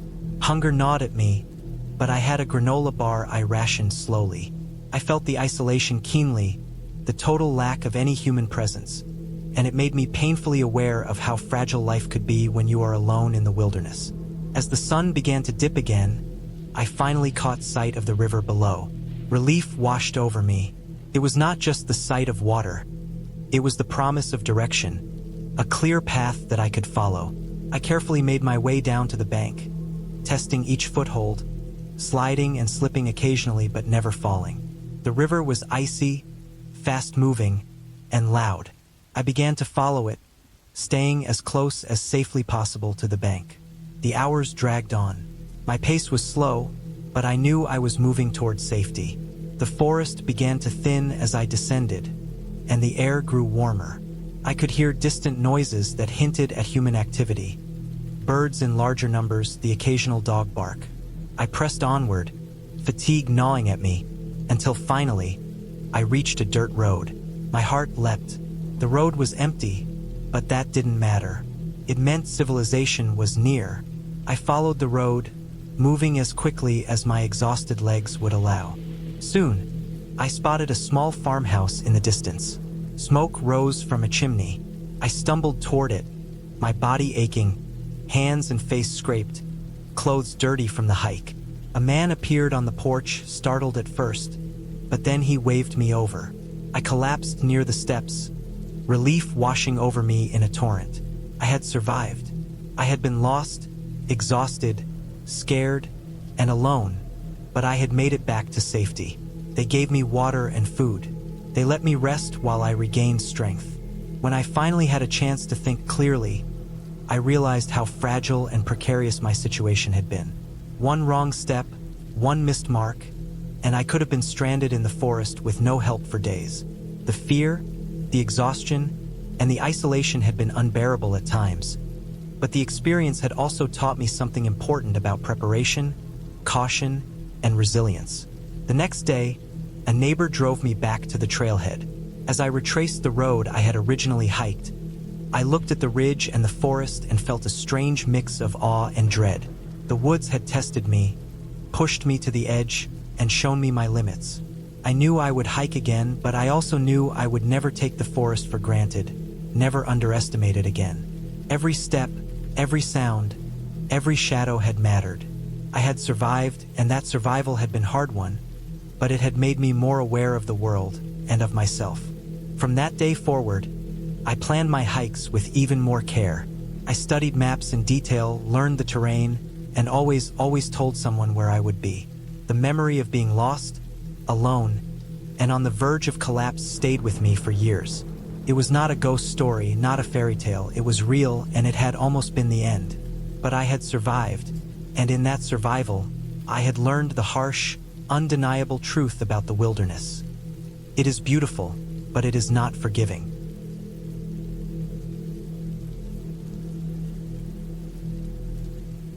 I had planned the hike for weeks, thinking it would be a simple day trip. The trail I chose was deep in a national forest, known for its steep climbs and dense woods. I had studied the maps carefully, checked the weather multiple times, and packed all the essentials: water, snacks, a first aid kit, flashlight, extra batteries, and a compass. My backpack felt heavy, but I liked that. It gave me a sense of preparation, of control. I had no idea control would become meaningless within a few hours. The morning was cool and damp, with a thin layer of mist hanging over the forest. The sun was just rising, pale and weak, struggling through the canopy of pine and oak. The trailhead was quiet, almost unnervingly so. I could hear birds and the occasional rustle of leaves in the wind, but nothing else. No other hikers, no distant cars, nothing. At first, it felt peaceful, almost sacred, like the forest was mine alone for the day. I told myself I preferred it this way. I like solitude. I like silence. I had no idea that silence would become threatening. The trail started easy, a gradual climb through a mix of pine needles and loose soil. The path was well marked at first, with occasional wooden signs warning of steep terrain ahead. I felt confident and calm. My pace was steady, my breathing even. But as the hours passed, the trail became less defined. The wooden markers grew farther apart, some of them rotting or broken. Branches and undergrowth began to encroach on the path, making it narrower. I paused to take a drink, wiped the sweat from my forehead, and looked around. The forest had grown denser. The mist was thicker now, swirling low between the trees, hiding the forest floor. The silence felt heavier, more oppressive, and I realized I hadn't seen anyone else for hours. The thought made my stomach twist slightly, but I shrugged it off as nerves. I kept walking. By midday, the sun had climbed higher, though I couldn't really tell through the canopy. The temperature had risen, and I felt a sticky dampness on my skin from both sweat and mist. The trail was now almost non-existent. I could see the ground where someone, or maybe an animal, had passed before, but no markers, no signs. Only trees and shadows. I tried to stay on what looked like a path, but with every step, I realized I might be straying. I checked my compass, and my direction seemed correct, but something felt wrong. The forest looked identical in every direction. I could not recognize any landmarks I had passed before. Panic flickered briefly, but I told myself I was fine. I was prepared. I knew what to do. I was smart enough to handle this. I decided to climb a small rise, hoping to get a better view. I pushed through thick brush, branches clawing at my jacket and scratching my arms. The mist swirled around me, muffling sounds and hiding distance. When I reached the top, the view was useless. The trees stretched endlessly in every direction, a sea of green and gray mist. I couldn't see the trail. I couldn't see the sky clearly. I had no idea which way to go. That was the first moment I truly felt fear, the sharp, clenching fear that comes from realizing you are completely alone and lost. I tried to retrace my steps, but the forest had changed. Every tree looked the same. Every bend in the trail seemed familiar and yet different. I realized I had lost the path entirely. My compass was my only guide, but even that felt unreliable. I had a map, but without visible landmarks, it was almost useless. I felt my heart hammering in my chest. My breath came faster. I forced myself to stop and think, sitting on a fallen log to gather my thoughts. The air smelled wet and earthy, rich with decay and pine. Insects buzzed faintly, but no birds sang. The silence was heavy, almost alive. I realized that if I didn't find a way soon, I would be trapped here as night fell. I tried to stay calm, remembering survival techniques I had read. I rationed my water, keeping a sip every half hour. I marked trees with small scratches to avoid walking in circles.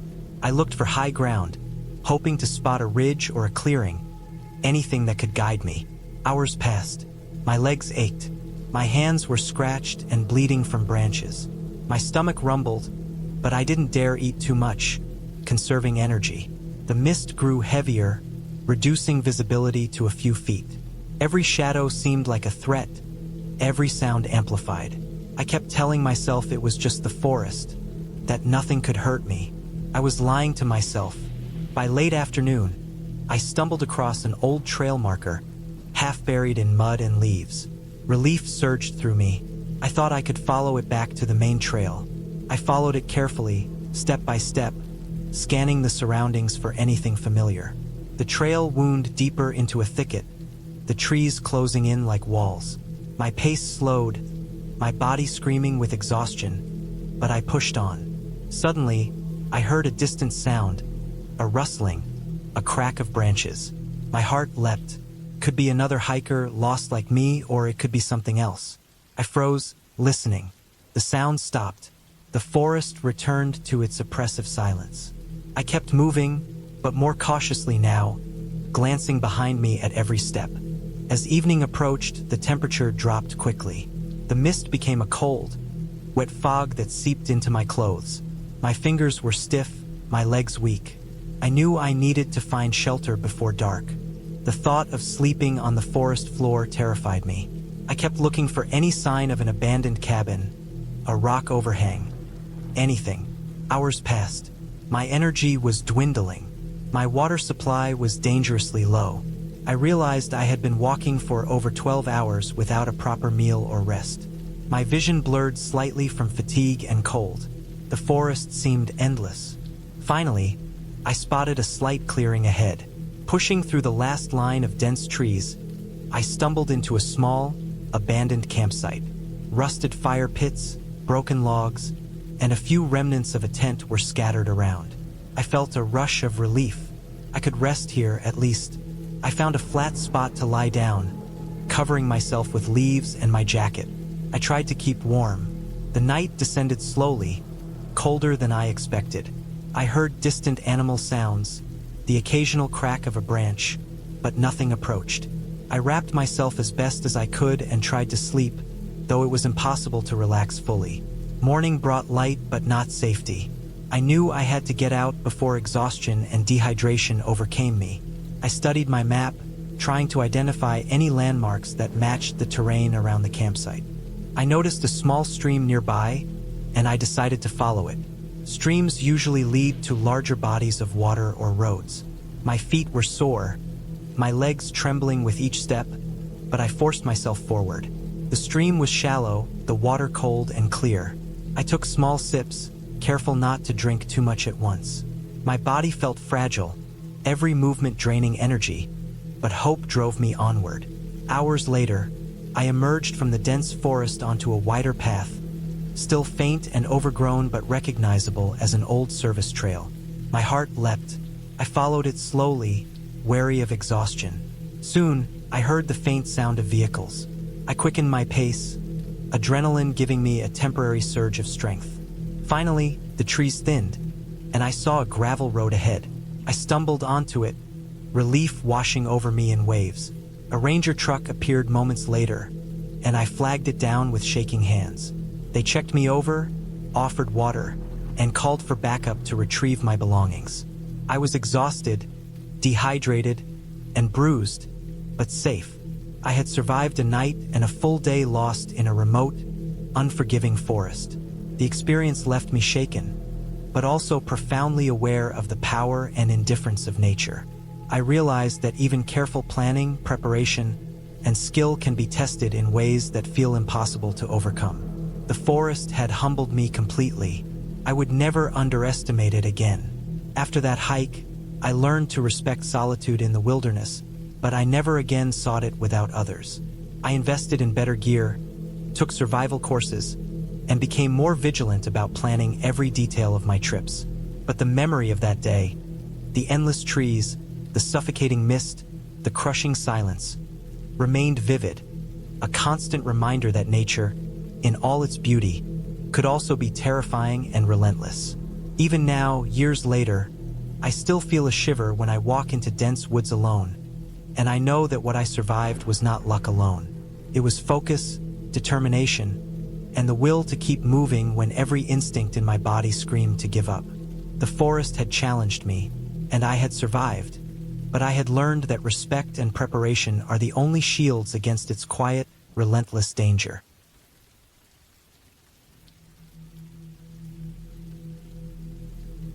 I had been planning this hiking trip for months.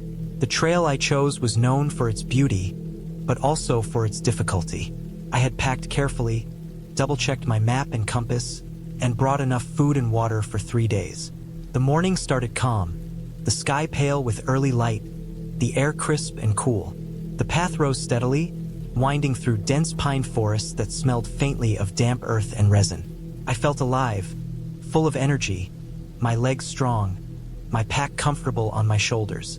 At first, everything went according to plan. The trail markers were clear, the slope manageable.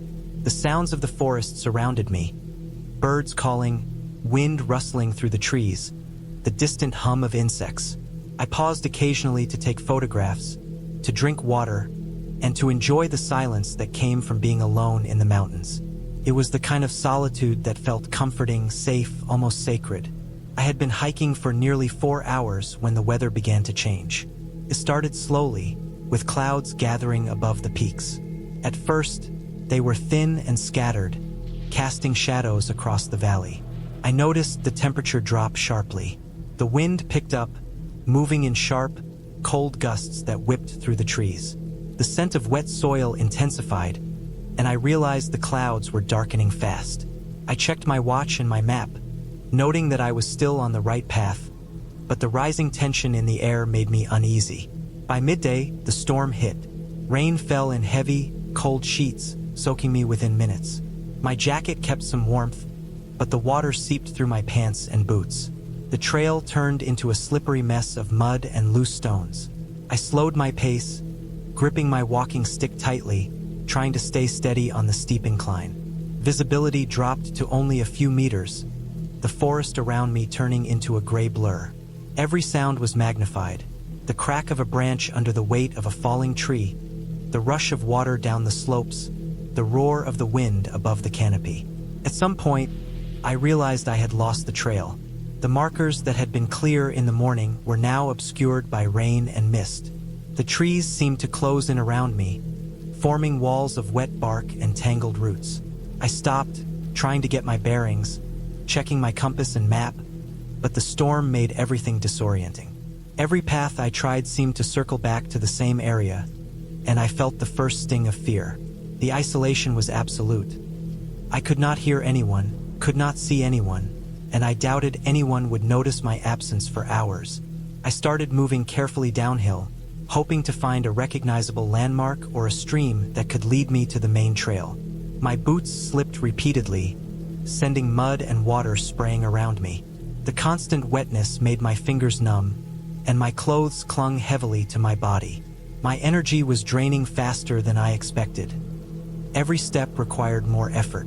My stomach tightened with anxiety, the primal fear of being trapped in the wilderness creeping in. I reminded myself to stay calm, to ration my strength, to think logically. Hours passed.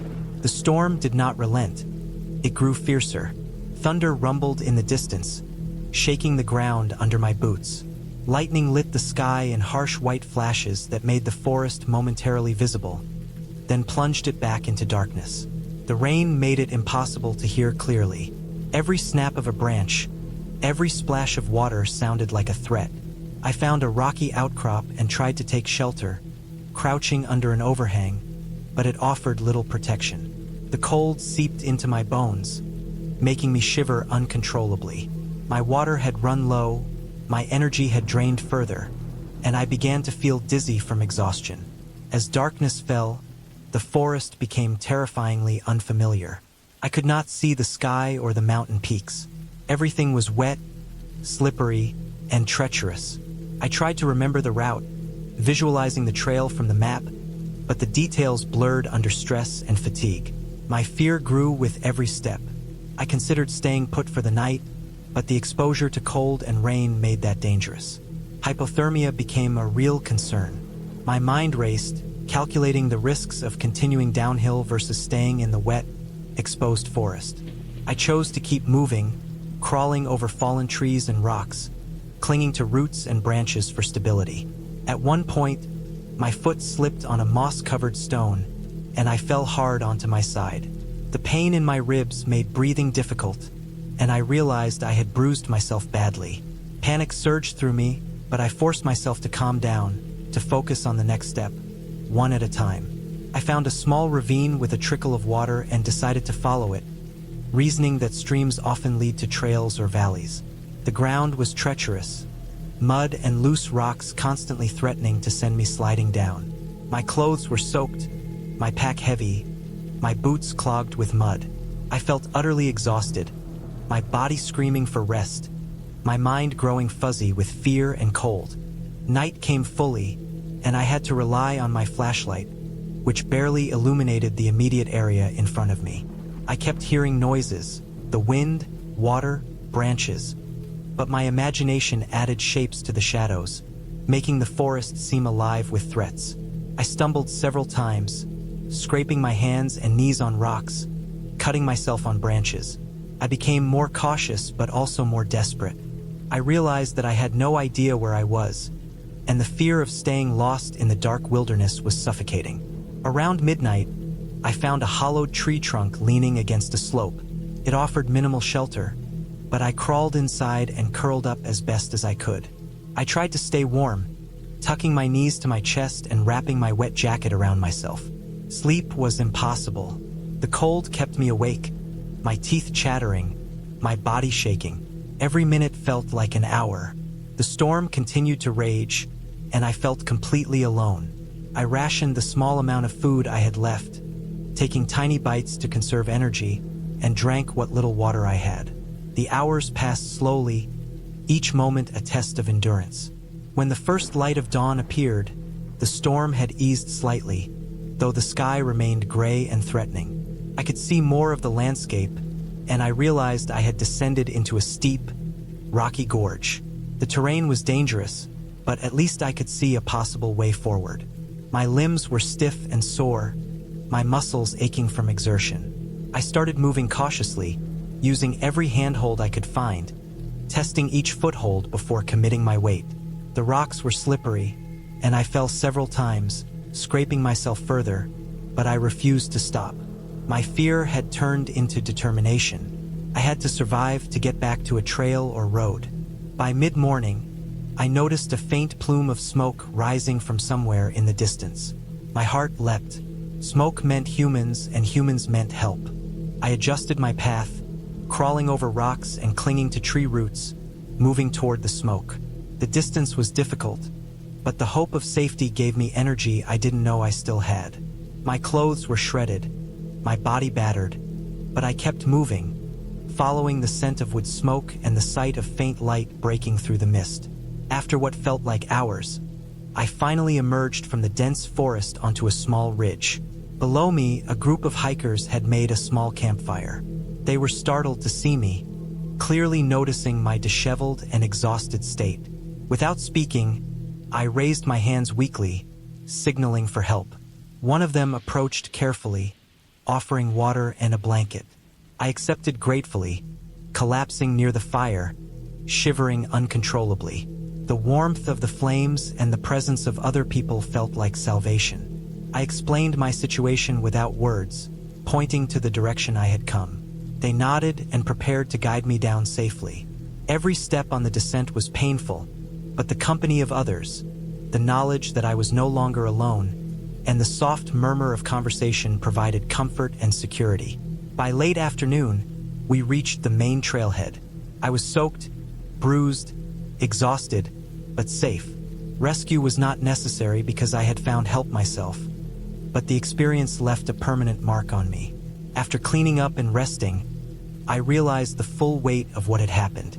I had underestimated the power of the mountain, the speed at which weather could change, and the isolation that comes with being far from civilization. My mind replayed the night endlessly.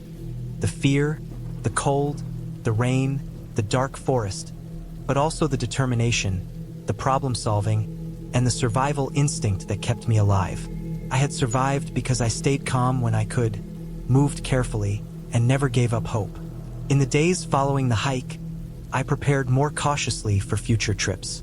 I bought better waterproof gear, extra food, a GPS device, and a satellite emergency beacon. I learned more about weather patterns in the mountains, about safe routes, and about the importance of letting someone know your plans.